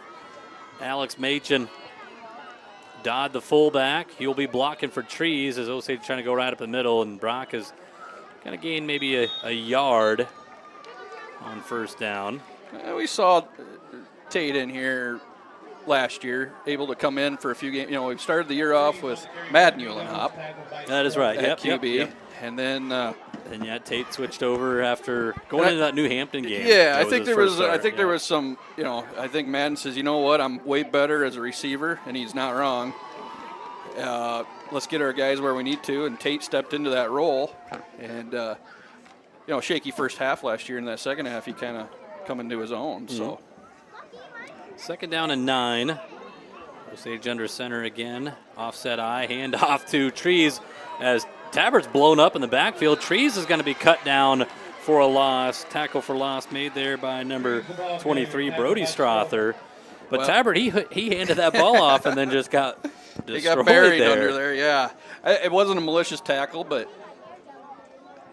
Well, if the defender thought it was play action, he wasn't going to be live fooled. Ball. Yeah. He was going after the quarterback. Well, if he was standing, I'm wondering if we were coming back with some play action, because last year Tate had a few plays where, you know, if you're getting a yard or two at a time, that play action really brought up that secondary, and he went right over the top on him. Well, Street is back in the game here at quarterback. Third down and long with Trees to his right, and we have a flag and on we've the run play. out of time. It'll be a delay again. game. Second one of the night. And, you know, I'm not blaming the guys on the field. The staff has got to get that thing in and get it going. You got to get it going.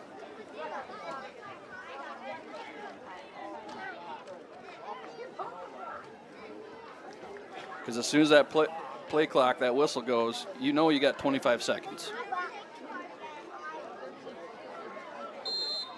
Yep, now it's at 25. So Osage is in formation here. 2 receivers at each side. Third down and long. Street will step up. He'll throw. He completes it to Cooper Street. He makes a catch. Inbound. Be fourth down and about 12, 13, 14, somewhere in there. 14, 15. I think here you just punt it down. See if you can get him inside that 20, 15-yard line. We actually haven't seen Osage punt yet, have we? No, we haven't. And I think Street is our punter, correct?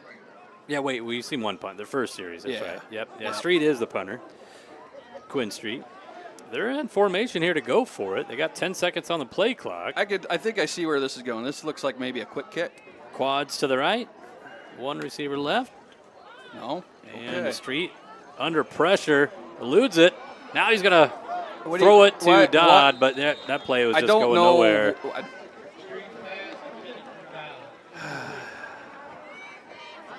So a turnover on downs for Osage.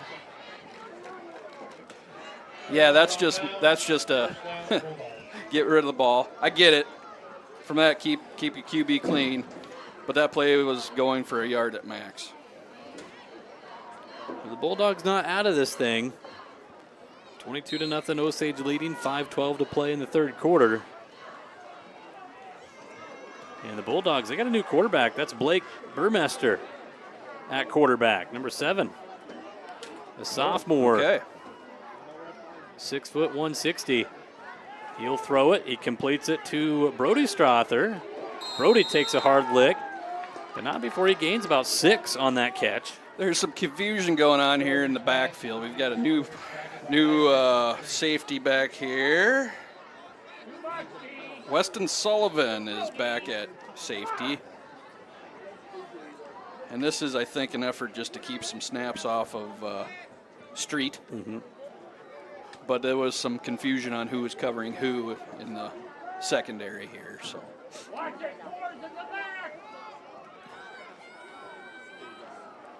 So now we got Ryder Strother back in there, number 12 at quarterback. He's going to hand off to Joseph Powers. I think he's just short. Yeah, Powers gets across the 45 up to the 46, but a yard short.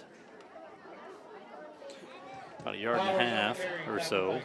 It's been a little bit quicker quarter here, and we're slowly getting to that under 4 mark.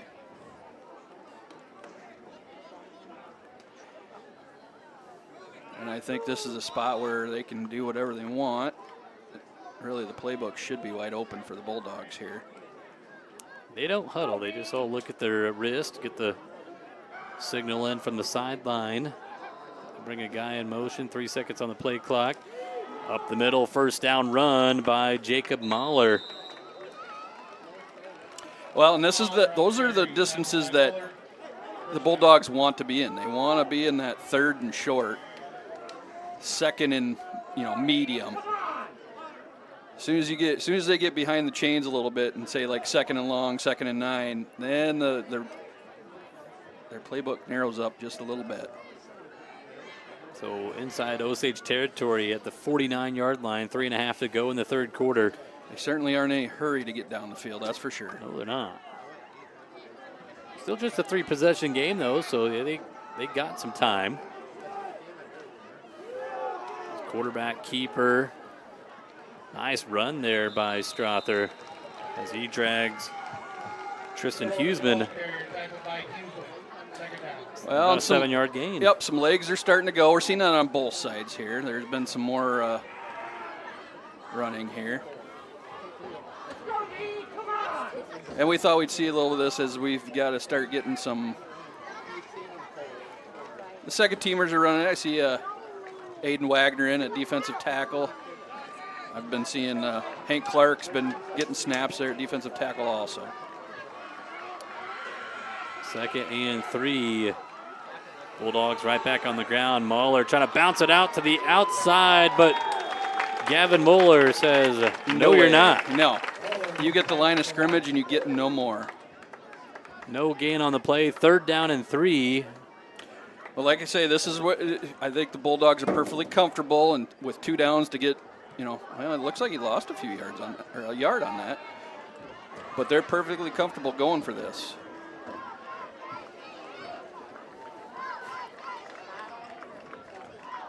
Yeah, taking a lot of time, which for Osage probably benefits them with the three possession lead. Right. 2 seconds on the play clock. Strother, low snap. Whoa. We have a flag on the play. That was a late. I don't know, has he ever come to the neutral zone? I don't. Osage trying to I think they're going to say it's encroachment, but that was a really late whistle. Yeah. Osage maybe trying to time that snap. The play clock was getting low. Well, it was a defensive tackle right over there, so I think it was more just trying to get it. But, well, you just gave a freebie to him. Yeah. So not great, Bob.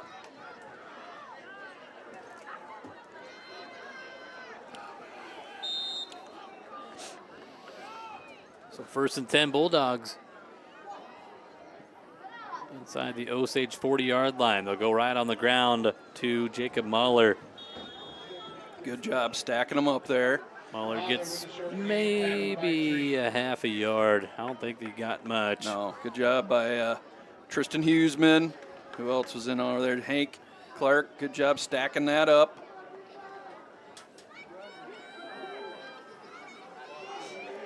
So 1:20 to play in the 3rd quarter. Osage scored all 22 points in the 2nd quarter on their last 3 drives of the 1st half, including the final play of the 1st half, finding the end zone.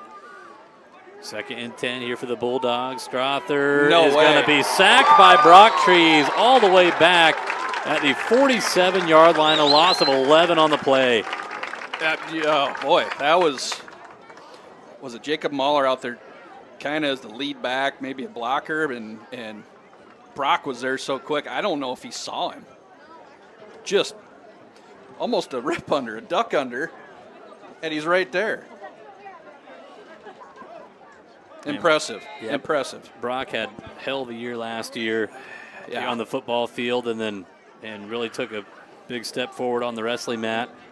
And he's dedicated himself to in the weight room, putting on weight the right way.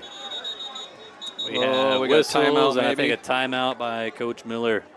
I mean, we spent 3.5 minutes doing that. Now a timeout. Well, I never reset the timeouts anyway, so get one taken off. It's been one of those days. Getting all the wrinkles ironed out here on game number 1. Next week, Osage football will hit the road. I think it's Garner Hayfield Ventura for week 2. Yep. One of the longest played series, I think, that Osage has had. And I know it is the longest for Osage. Yep. Garner Hayfield Ventura, or Garner Hayfield or Garner. That is the school that Osage has the most wins against to a single opponent. Yeah. Two towns that have mirrored each other as far as population growths and. We got to do trivia, Josh. We got to. That's right. Here's one. When was the last time? Somebody could easily figure this out. When's the last time Osage? I didn't even see anybody on the live. Yeah, we got some comments in there. When's the last time Osage and Hampton-Dumont-CAL met on the football field? Ooh. If anybody was listening, I told you earlier, but that was a while ago. I wasn't even listening, apparently. I'm sure somebody could figure it out.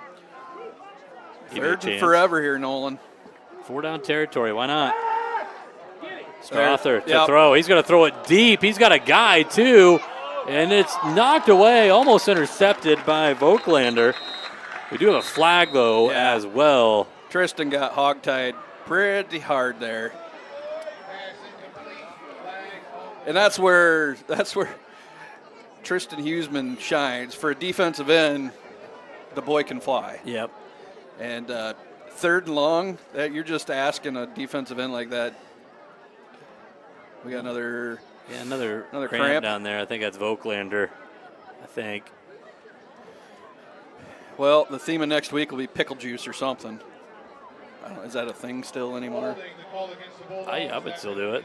It's a hold on the Bulldogs. Osage will decline the penalty, so it's 4th and 21 with 10 seconds to go in the 3rd quarter. I think if you're Hampton-Dumont, you're still going for it. Yeah, you're on the plus side of 50. Yeah. Down 3 scores. Well, I don't know. Now it looks like Coach Miller. That's why we don't coach, Josh. That's true. I could see either way here. That was actually not Voigtlander. I apologize. That's Tate Tabbert. Tate's having himself one heck of a game. Well, and credit to the Bulldogs. I haven't seen one of their guys go down with a cramp yet. So. Yep. Well, 4th and 21. The punt unit is out there as Riken to punt. I don't know if Riken's got an arm to try to complete a pass here. He stands almost 20 yards back for a punter. That's a nice punt, though. Holy cow. He's had some good ones tonight. Christensen will let it bounce. Right out of it's bounds, go inside out of the bounds 10. inside the 10, yeah. Nice. Special teams MVP, I guess, of the game right there. So 1st and 10 Green Devils, 3 seconds to go in the 3rd quarter. And they are going to start inside their own 10. The coffin corner. Coffin corner, yeah. Very nice directional punt. Usually in high school, especially in the smaller classes, you're just happy if you've got a kid that can put it out 40 yards. Yeah.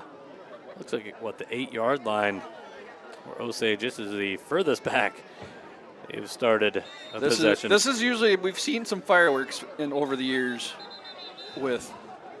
Hey, somebody guessed 2017. You are correct. The Scrappy Drew. Oh, yeah, 2017, Osage and Hampton-Dumont-CAL last met on the football field. 3 seconds left. Bonus points if you could tell us who won and what the score was. How about that? Okay. That'll be it for the the 3rd quarter. We'll go to the 4th. Osage leading 22-0, and we have another cramp here for some Green Devils. We'll take a break, come back with the 4th quarter. This is Green Devil football on GSPN. Go Osage Green Devils. A to Z Drawing has been celebrating community spirit and teamwork since 1972.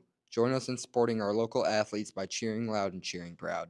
For projects big or small, Basic Building Supplies in Osage has you covered. From trusted lumber to tools and hardware, they've got everything you need, backed by honest hometown service.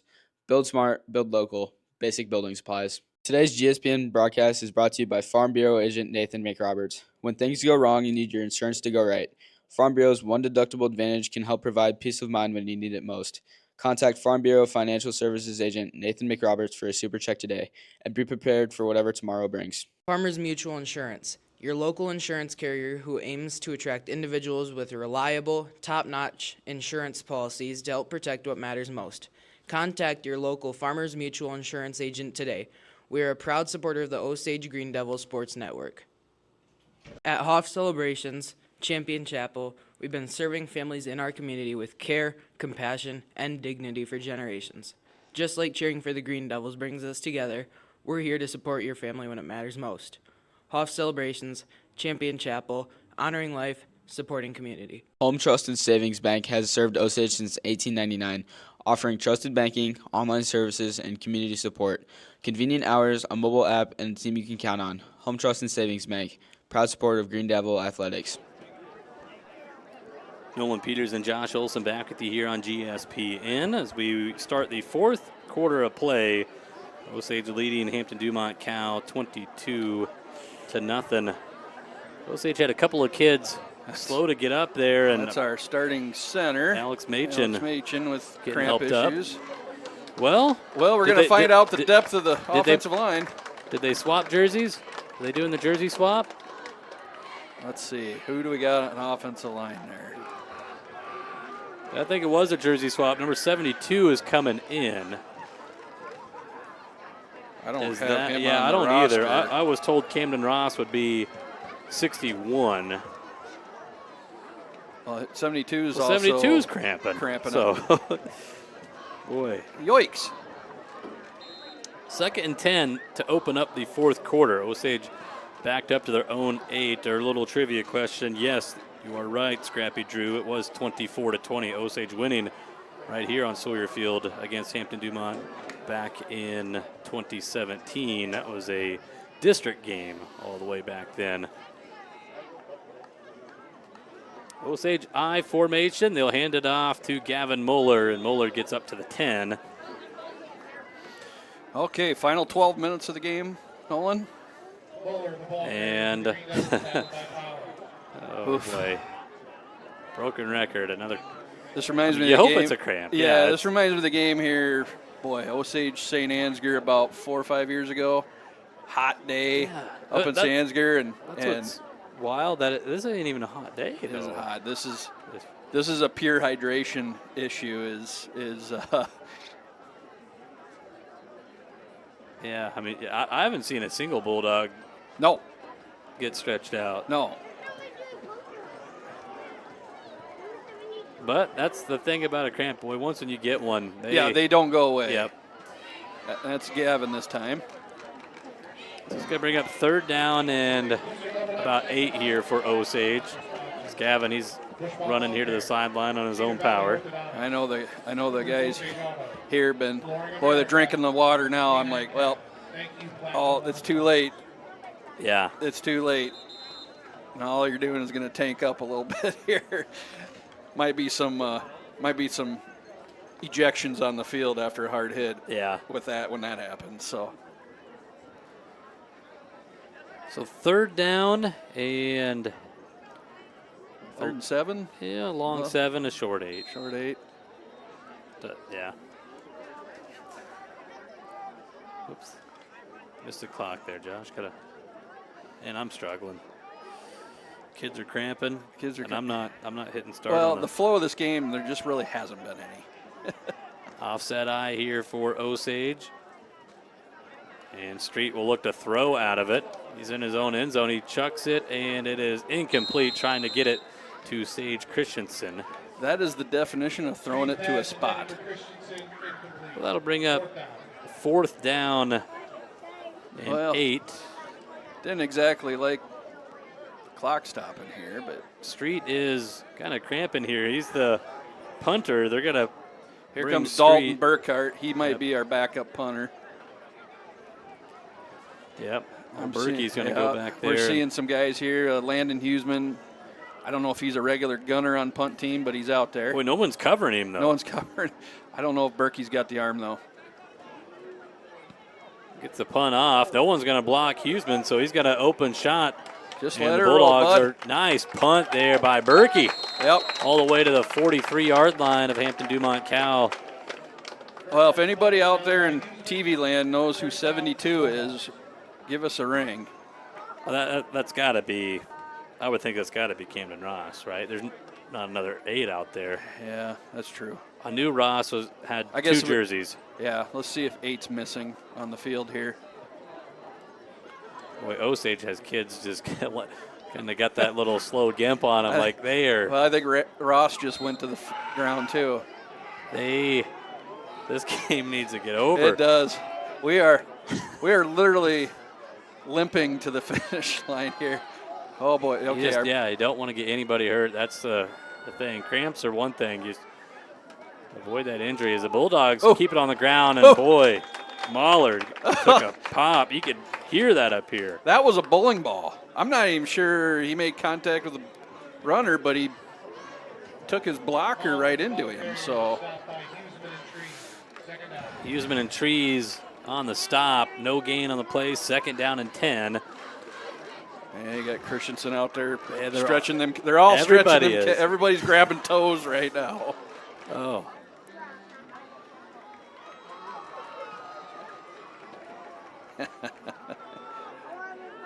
Second down here for the Bulldogs as Burmester back in there at quarterback. He'll throw. He's got a catch completed. Nice little move there by number 6. That is Riken. Good pursuit. Riken gets right to midfield. Cooper Street on the stop and come down. That's still pursuing of the ball. That's well. We got another. Now that doesn't look like a cramp. That looks like maybe got an ankle twisted. That's Griffin Eulenhop.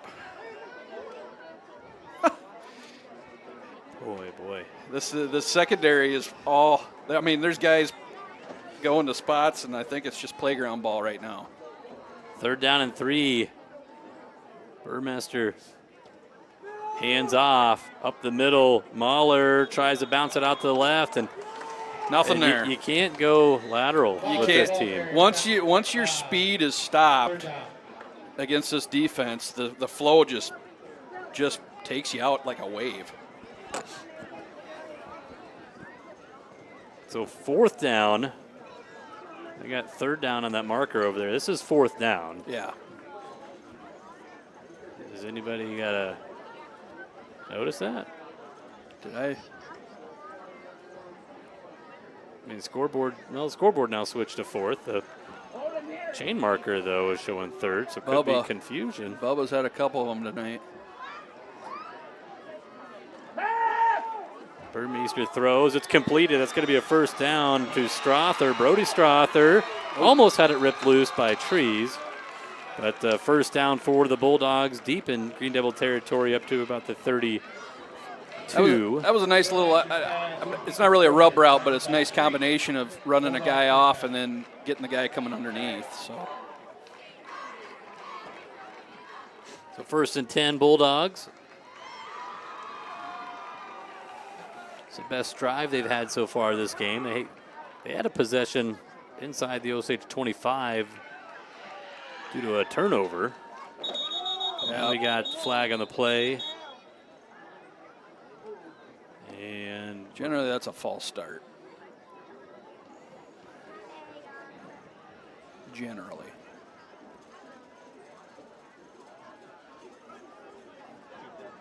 That's going to go on the Green Devils. Encroachment? I'm guessing we lined up in the neutral zone. I didn't see anybody jump. Hank Clark coming to the sideline. Osage just like watching a college football game here, just rotating bodies. Ooh.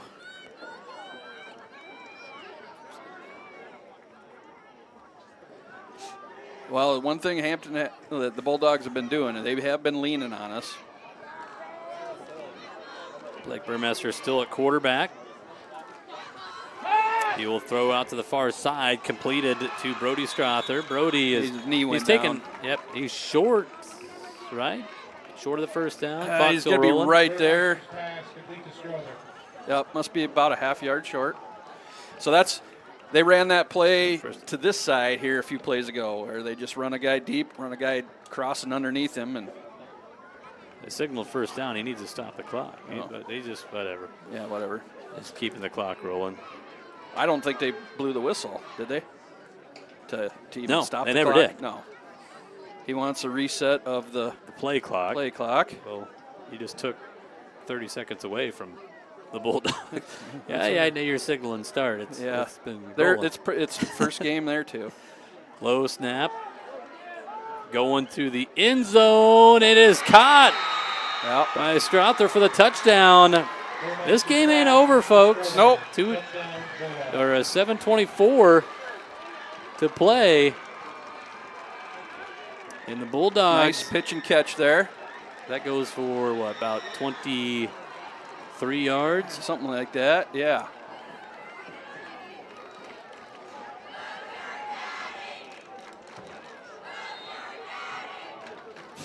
Am I hearing that correct from the other side? Yes, you are.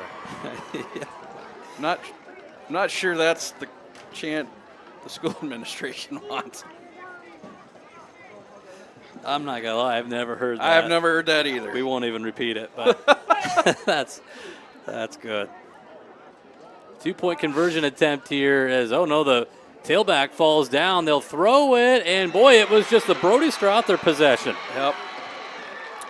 Kid did it all for the Bulldogs. He scores a touchdown, he scores a 2-point conversion, and this thing is getting interesting. 22-8 the score with 7:24 to play in this game. Yep, this is well, they just need to come over, collect themselves, right?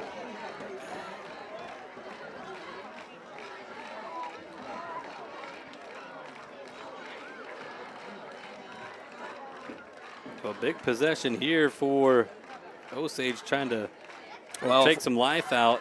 If we can't get Mach back into the game, that definitely is going to impact quite a bit on the offensive line. Onside kick, Josh? Hey.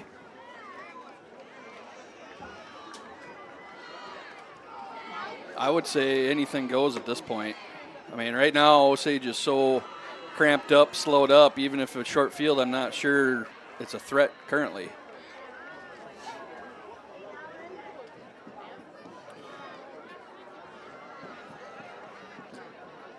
Well, we got trees. Okay. Well, the Osage is looking. They got the hands team. They got the hands team in. Now, the Bulldogs don't look to be in any kind of onside, but Osage will throw Voigtlander back deep all by himself. Yep. Everybody's got to get settled here. Ryken will kick. He'll run up. And he does onside it, and Osage jumps on it nice right job, at the Tristan Huseman. 49. So second comes off the clock there. 7:23 to play in the game. Osage 1st and 10, leading by 14. Well, it's definitely, I mean, that helps the Green Devils immensely on that part. Even if they go 3 and out, let's say they burn a minute 30 off the clock, maybe 2 if you can get to it. And make them drive the length of the field. Tate Tabbert still in the game. He'll be at quarterback. Yep. Yeah, that's good. Let's keep the snaps off Quinn here for a bit.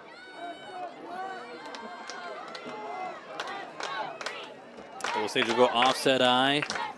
Dodd the fullback, and they got Trees in the backfield.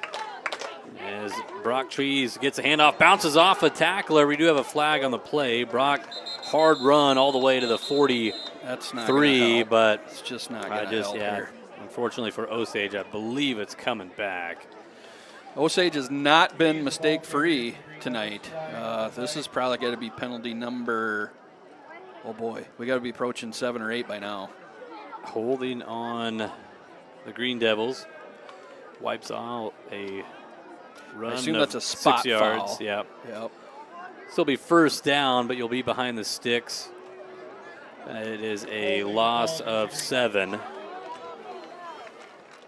Well, and the bad spot part does that stops the clock. For the moment. For the moment. Yep. I couldn't remember in high school ball if an offensive penalty stops the clock or not.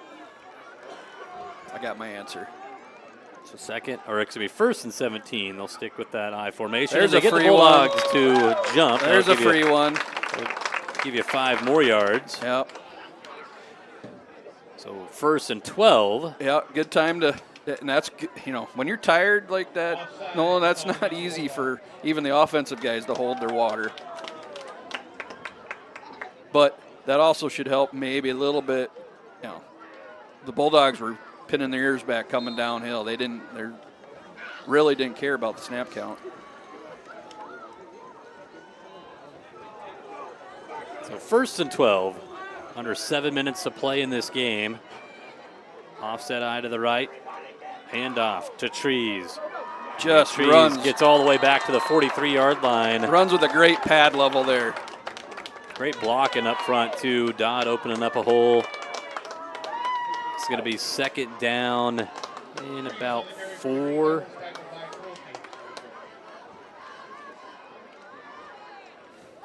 So a nice little 5-minute drill right here. Right. I'm sure what Coach Kyle is looking for. Coach, you got 15 seconds. You don't need style points. You don't get any of that. Just come on. Just try to come out with a win. We Keep aren't guys breaking healthy. the huddle till 6. This is not my favorite thing to see. They do get in formation. They get set, and they get the play off. They'll go right to Severin Dodd. Been waiting for him all night. Dodd all the way up to the 31, maybe the 32, but it's a first down run for number 1. I didn't like the look. Tate wasn't sure if that ball got into the belly of the beast there. He kind of turned around to look, make sure it wasn't on the ground. 11-yard run there for Severin Dodd. Well, this is going to get us, under 4 probably, barring any kind of incomplete pass, which I don't think we need any of that.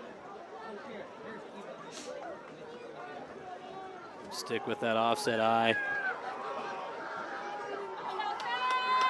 Tabbert under center. And they'll go to Brock Trees. He gets met right away by Madden Evans, but he carries him for a couple yards. Yeah, that's big time. And Hampton right now doesn't care anybody outside the tackles. And we've also gone to a shifted offensive line. It looks to me we have brought in Hank Clark at left tackle. Mm-hmm. And then we've shifted Tristan Huseman over to right guard, if I'm looking at that correct. Nope. Okay. Huseman's not in the game. Huseman's not in the game. Okay. Second down and 8. There it is again. And they get the Bulldogs to get into the neutral zone. Yep, they'll call encroachment. Oh, it's just you've got some momentum you're going your way, and then that goes on. So second down and 3, under 5 minutes to go in this game. Yeah. They'll spot the ball, and the official, White Hat, will wind the clock, get that clock rolling again. Boy, they're really working over Quinn here on the sidelines. There we go.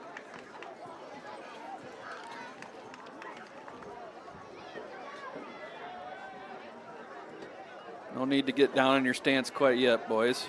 Yeah, you can take your time now. Well, here as we go along, the two new guards we've got out there, Donald Heidemann and Hunter Brown. As the game's gone on, I think they've kind of settled into those roles at the guard positions. So 10 seconds, so Osage gets set. Second and short. Trees up the gut right behind Hunter Brown. He has got the first down. They'll stop the clock so the chains can get set. Good to see the sophomore Hank Clark out there getting some meaningful snaps there in crunch time. Big kid.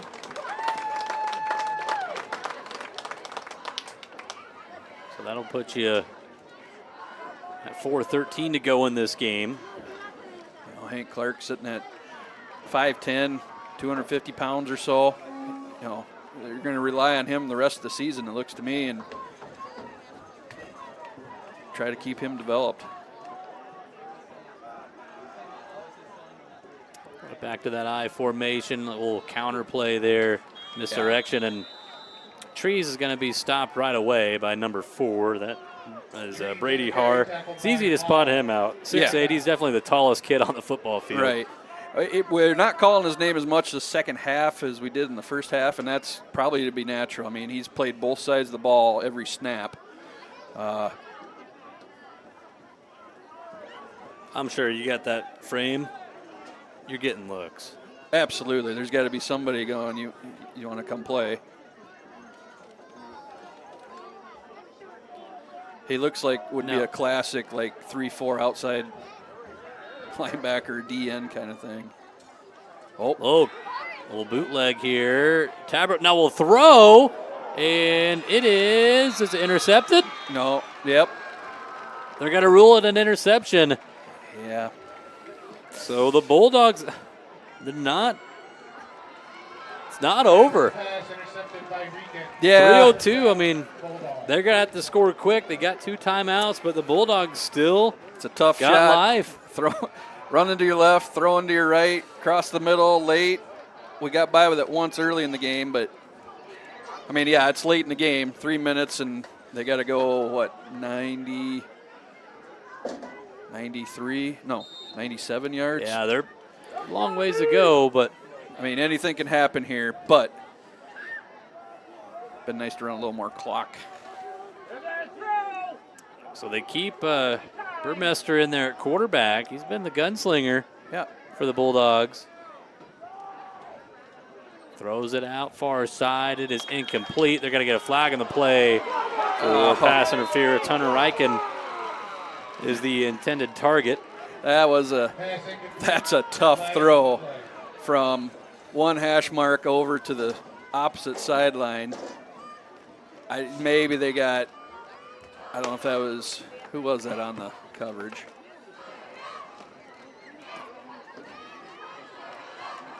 Is that a spot foul in high school, or do they just give you 15 from the line of scrimmage? It'd be a 15 from the line of scrimmage. Well, that certainly improves their odds here, but it gets you away from your own end zone up to the 17 or 17, 18 yard line. So under 3 minutes to go in the game. Burmester to throw. And Osage all over. Yeah. Par there. Maybe a little hook. Maybe. At least maybe defensive holding. Maybe. It's only a penalty if they call it. Yeah. Har's been. They've been physical with him. That I will say that.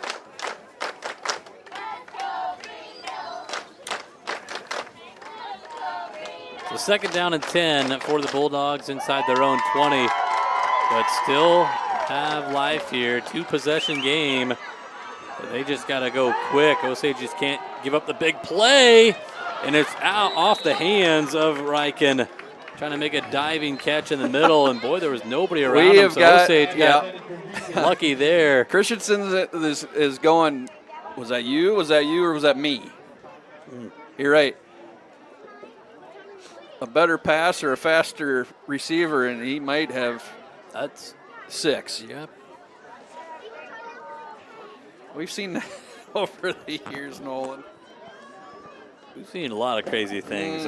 Football games where Osage was down by, they had running clock at one time on them and came all the way back and made it a 1-score game. And that was back in 2018. The first time we ever had a video broadcast for Osage sports back then. They were playing Clear Lake. They had running clock on them. The game was delayed by about 2 hours. It got over around midnight.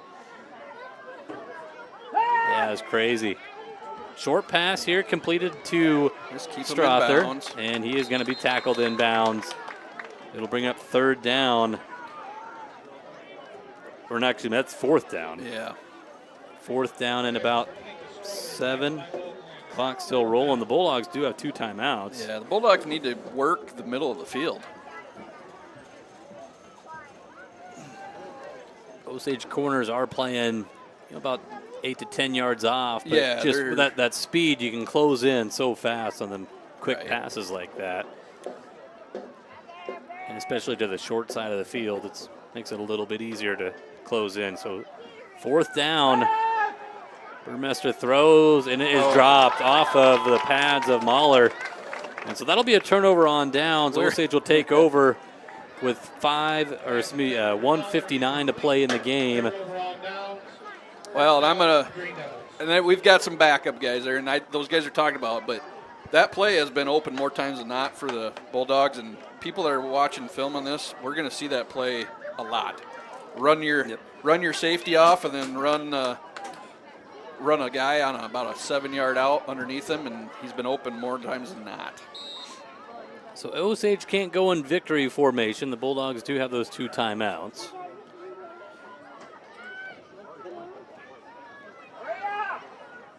Yeah, we got to get up to the line of scrimmage here. About 10 seconds on the play clock.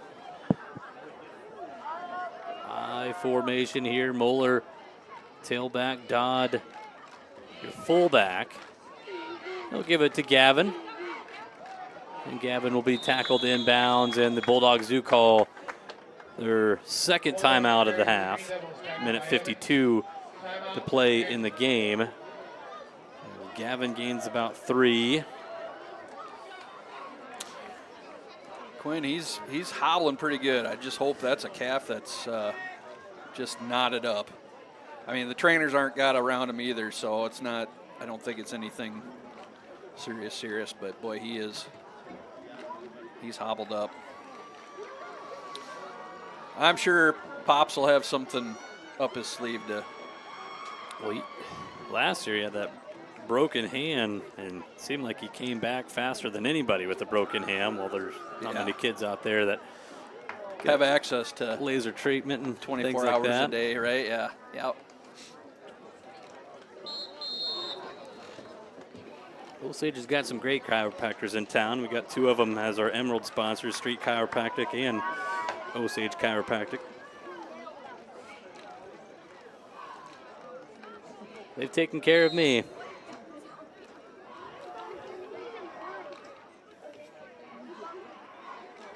Oh, snap is picked up here by Tabbert. He's going to lose the 3 yards that Osage just gained, and now Coach Miller will call his final timeout. So a minute 43 to play in the game. Osage will have about a 3rd and 10 coming up. This game, 1st and 4th quarters are going to bookend it as some of the slowest quarters we've witnessed. It's been just the whole night's been odd. Like, something's just a few degrees off center, hasn't it? Just from the initial start, just getting things set up, ready to go. PA issues, mic issues. Yeah, just it has definitely been the first game of the season. That's it. But hey, both teams so far, for the most part, we've seen a lot of cramps, but I believe everybody's staying healthy. We want to see that all the way through the season.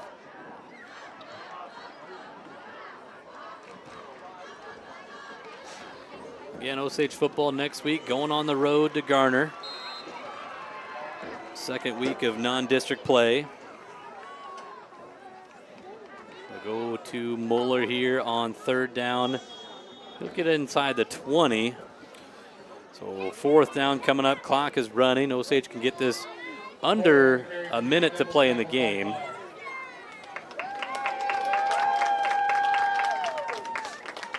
Barring anything crazy, this should send the Green Devils to 1-0 on the season. So, yep, next week you go to Garner. Week 3, we travel to Jessup. That's rematch of last year's playoff. Yep. Right? That's the start of district play? No, that's last week. That's right. Non-district play. And then district play kicks off against, I believe, North Fayette Valley. Oh, coach wants a timeout.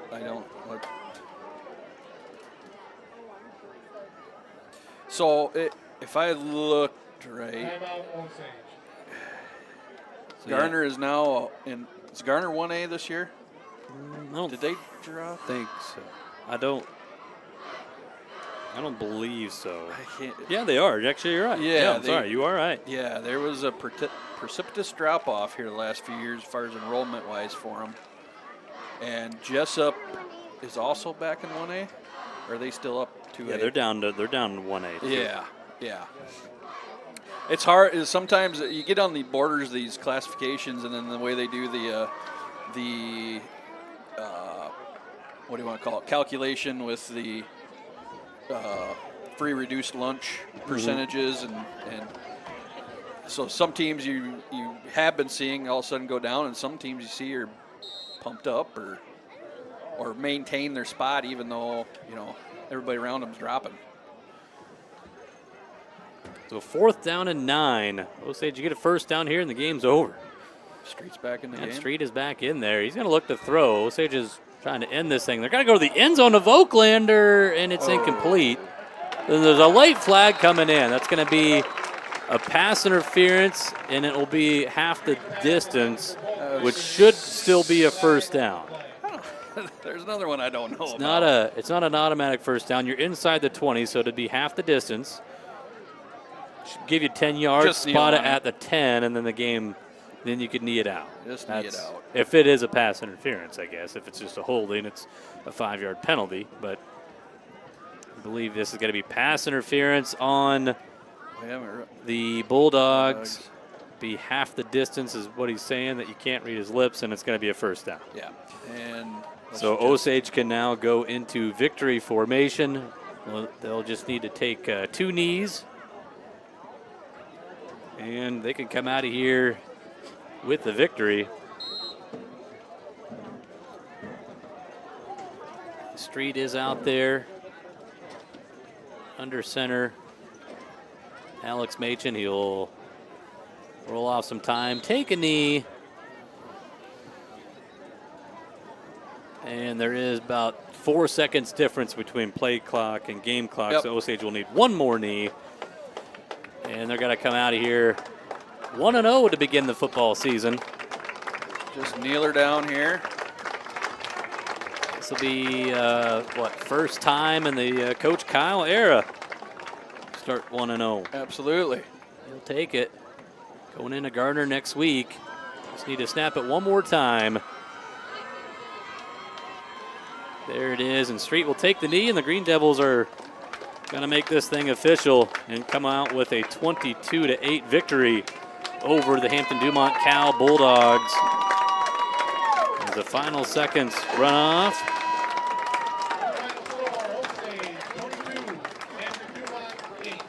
22-8 the final. We will take a little break. We'll pay some bills and thank our Booster Club sponsors. We'll have Coach Kyle coming up and join us here on the post-game show and wrap this thing up. Again, final score, Osage wins it 22-8. Back after this here on GSPN. Since 1977, Mark's Tractor in Osage has been the trusted name in farm, lawn, and power equipment. From compact tractors to side-by-sides, parts, and service, they've got what you need to get the job done right.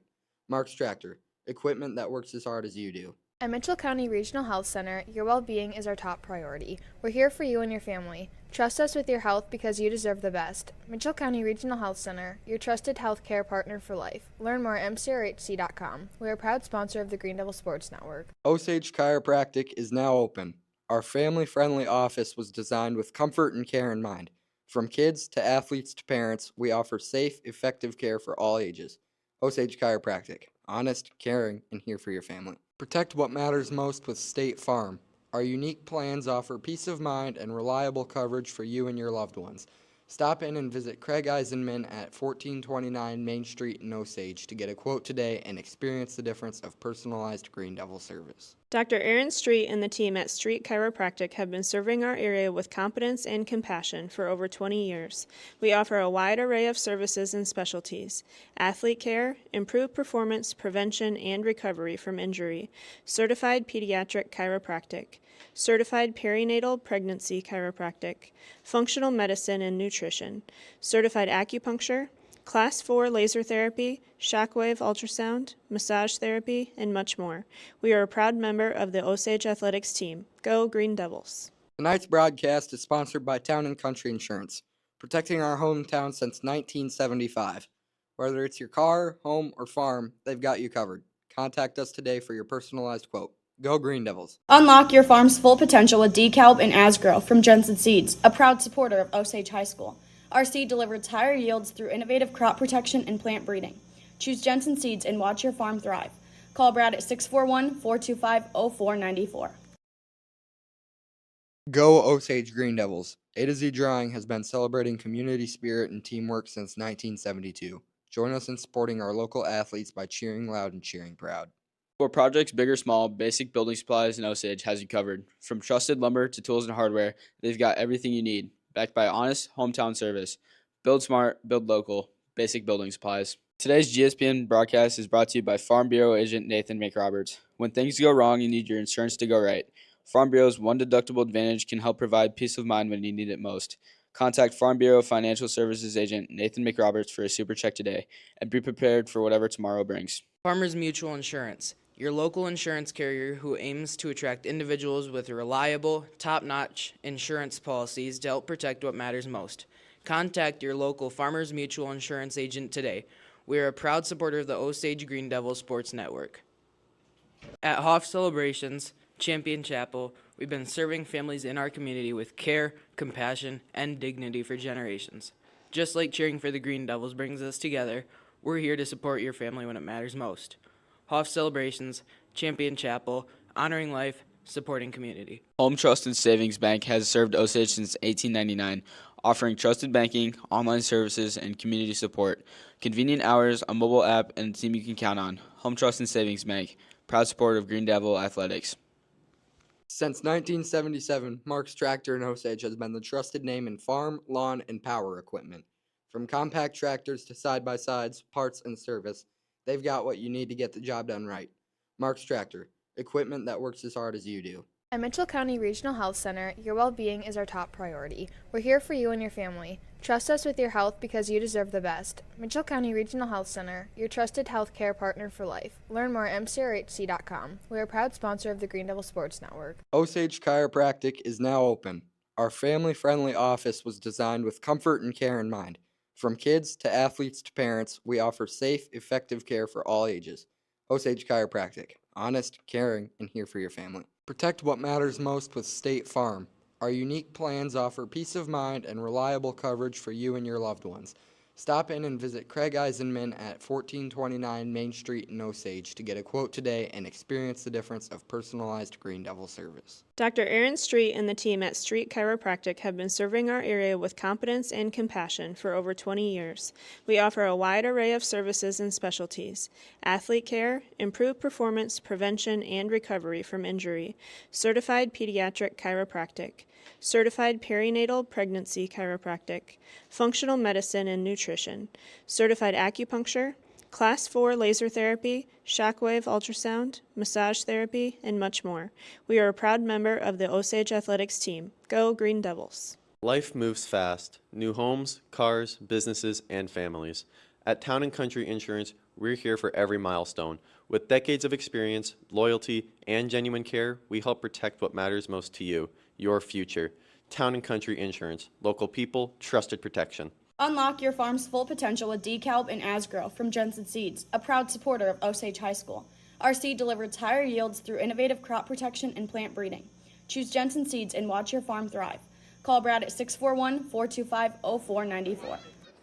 Nolan Peters and Josh Olson here with you on the post-game show. A victorious one for the Osage Green Devils as they win this thing, Josh, 22-8. We only had 2 quarters where we saw points. Green Devils scored all 22 in the second quarter, and Hampton-Dumont-CAL scores their points all in the fourth quarter. Yeah, just we talked about that late in the game. I don't know if the word is discombobulated or we've called it a whole bunch of games over the years, Nolan, and there's a flow to them, right? Usually there's a flow. This game just, I think with all the cramping, the first quarter seemed to take an hour, and then second quarter flew by, but it's always seems to fly by when you're putting 3 touchdowns on the board. And then the third quarter come out, and that's kind of when the cramping started up. And I think Osage would have had some momentum going. And when you're stopping the game like that, and you're missing some of your key players that are just getting stretched out, it's hard to kind of keep that flowing. And then you get in that mode where you got some guys that haven't seen a lot of snaps, especially at the varsity level. Now you got to start being a little bit careful where you're at, what you're doing, where you're going. And it just kind of slows the game down. And Osage, they did what they needed to do. The coaching staff, players did what they needed to do. You know, okay, we're not going to do anything crazy. We're not pulling any trinket plays out here. We just need to run the clock out, basically. And that, for the most part, that's what they did. Hats off to the Bulldogs. They did not give up the fight.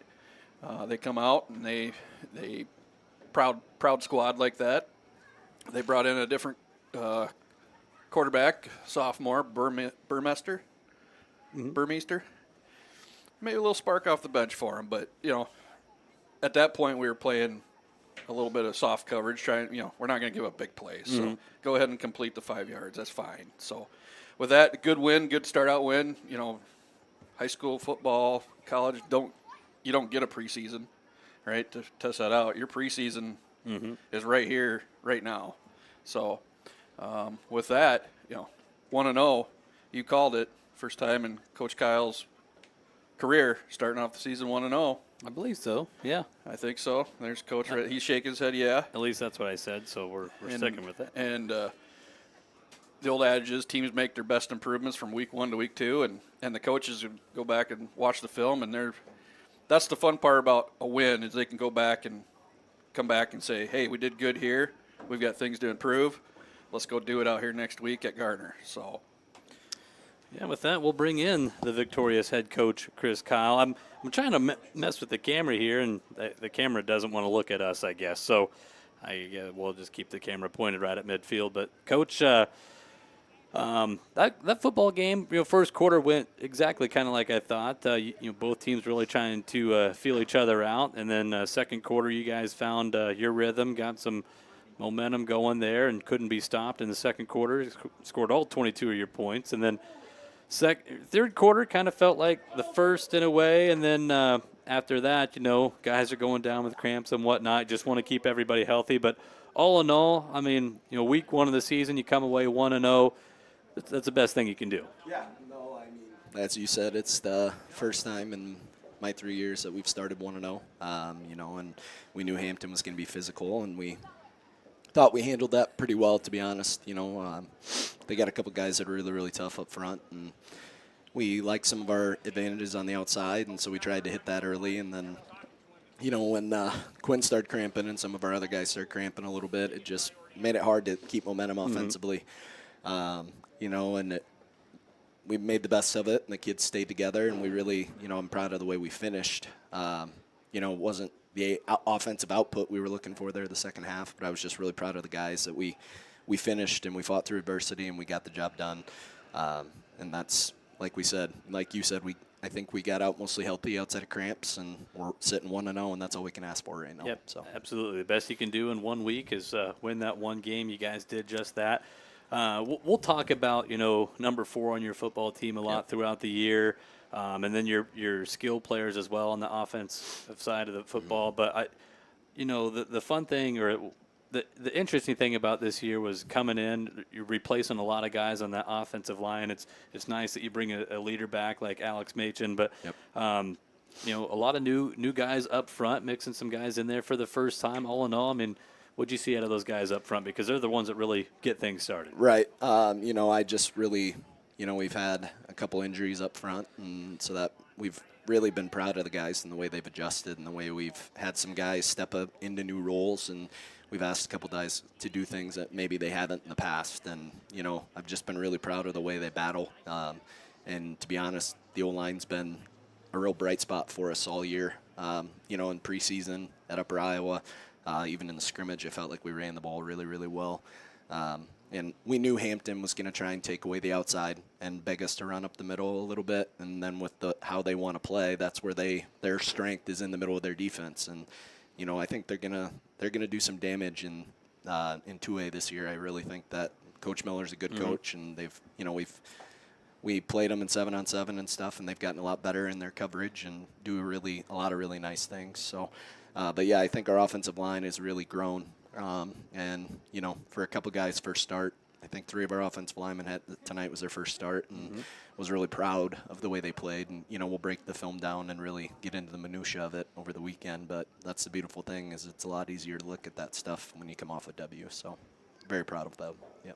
You'll be in the head coach, you oversee everything, but I know you're the guy that's calling plays on the offensive side, but you're a former defensive coordinator, and it's got to be fun when your defense is out on the field watching those guys. I mean, it's got to be, at least in your time here with Osage, probably the fastest defense I would say you've ever had. I mean, those guys are just quick out there. How fun is it just watching those guys fly around on that side of the football making plays? I mean, yeah, I think we've had some pretty dang good defenses in my 10 years here, but yeah, I think this is probably, like, if we're looking GPS time, you know, like mile per hour speed, yeah, this is by far our fastest defense. I would say probably our fastest team.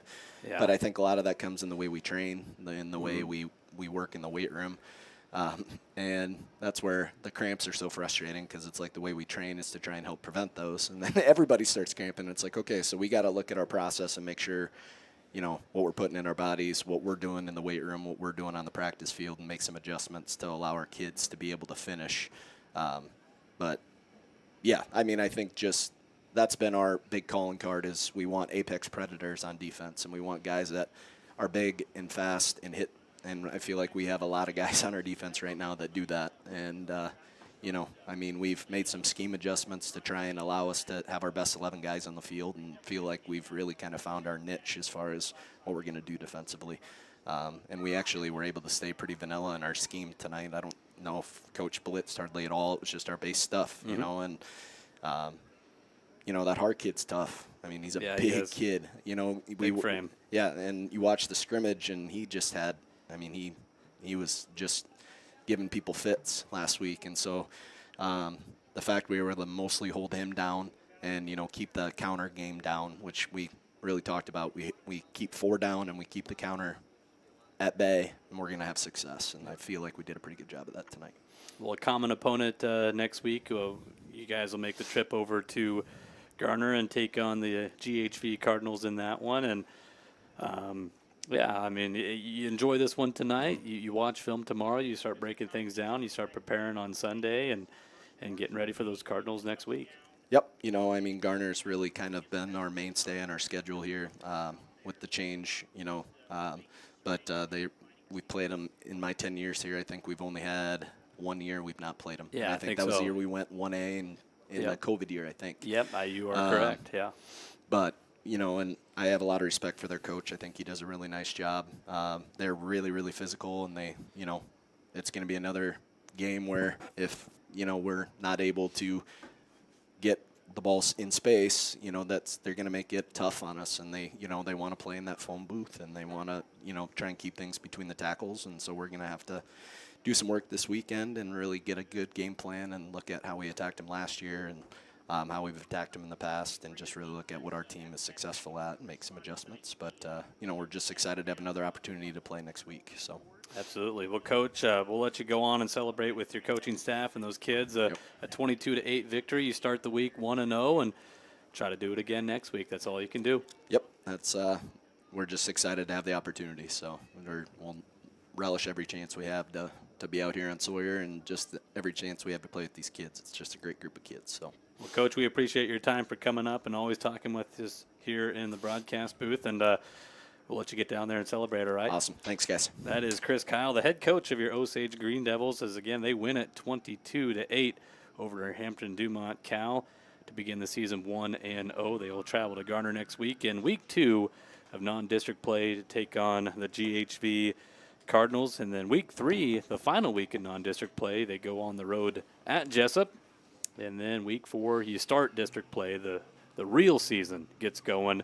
Osage will be back at home against North Fayette Valley. But, Josh, your final thoughts as you listen in to Coach Kyle there talk about tonight's performance. Yeah, Coach hit all the high spots, you know, as typical first game. Try to get your best guys on the field, and he hit it there. He goes, I got, you know, cramping can be a potential issue, and you saw how it affected the the flow of the game. Mm-hmm. And I'm sure those guys are going to go back and go, what do we got to do?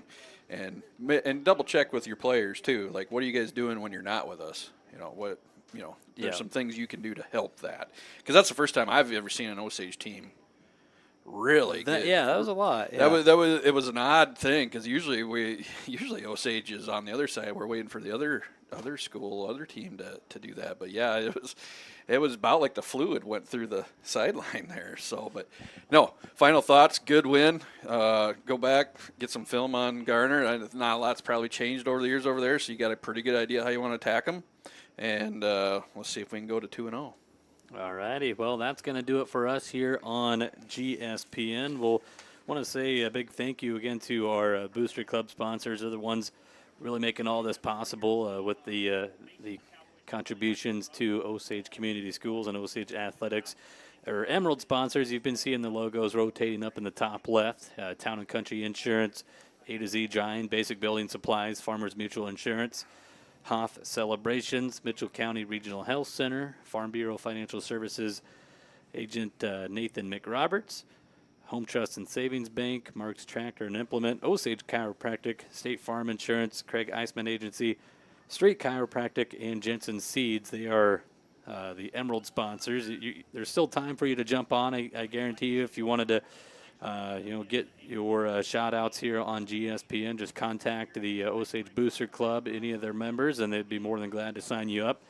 And then I do want to say thank you to our platinum level as well. That is Bushbaum Lawn Care, Cedar Valley Orthodontics, Cooper's Osage Auto, Flooring America, and the Canine Cabin, our sponsors here tonight on game number 1. And we officially just get the season started for Osage Athletics here in the 2025-26 academic year, and wrap it up tonight, Josh, and get ready for some college football tomorrow. Absolutely. It's a glorious time of year.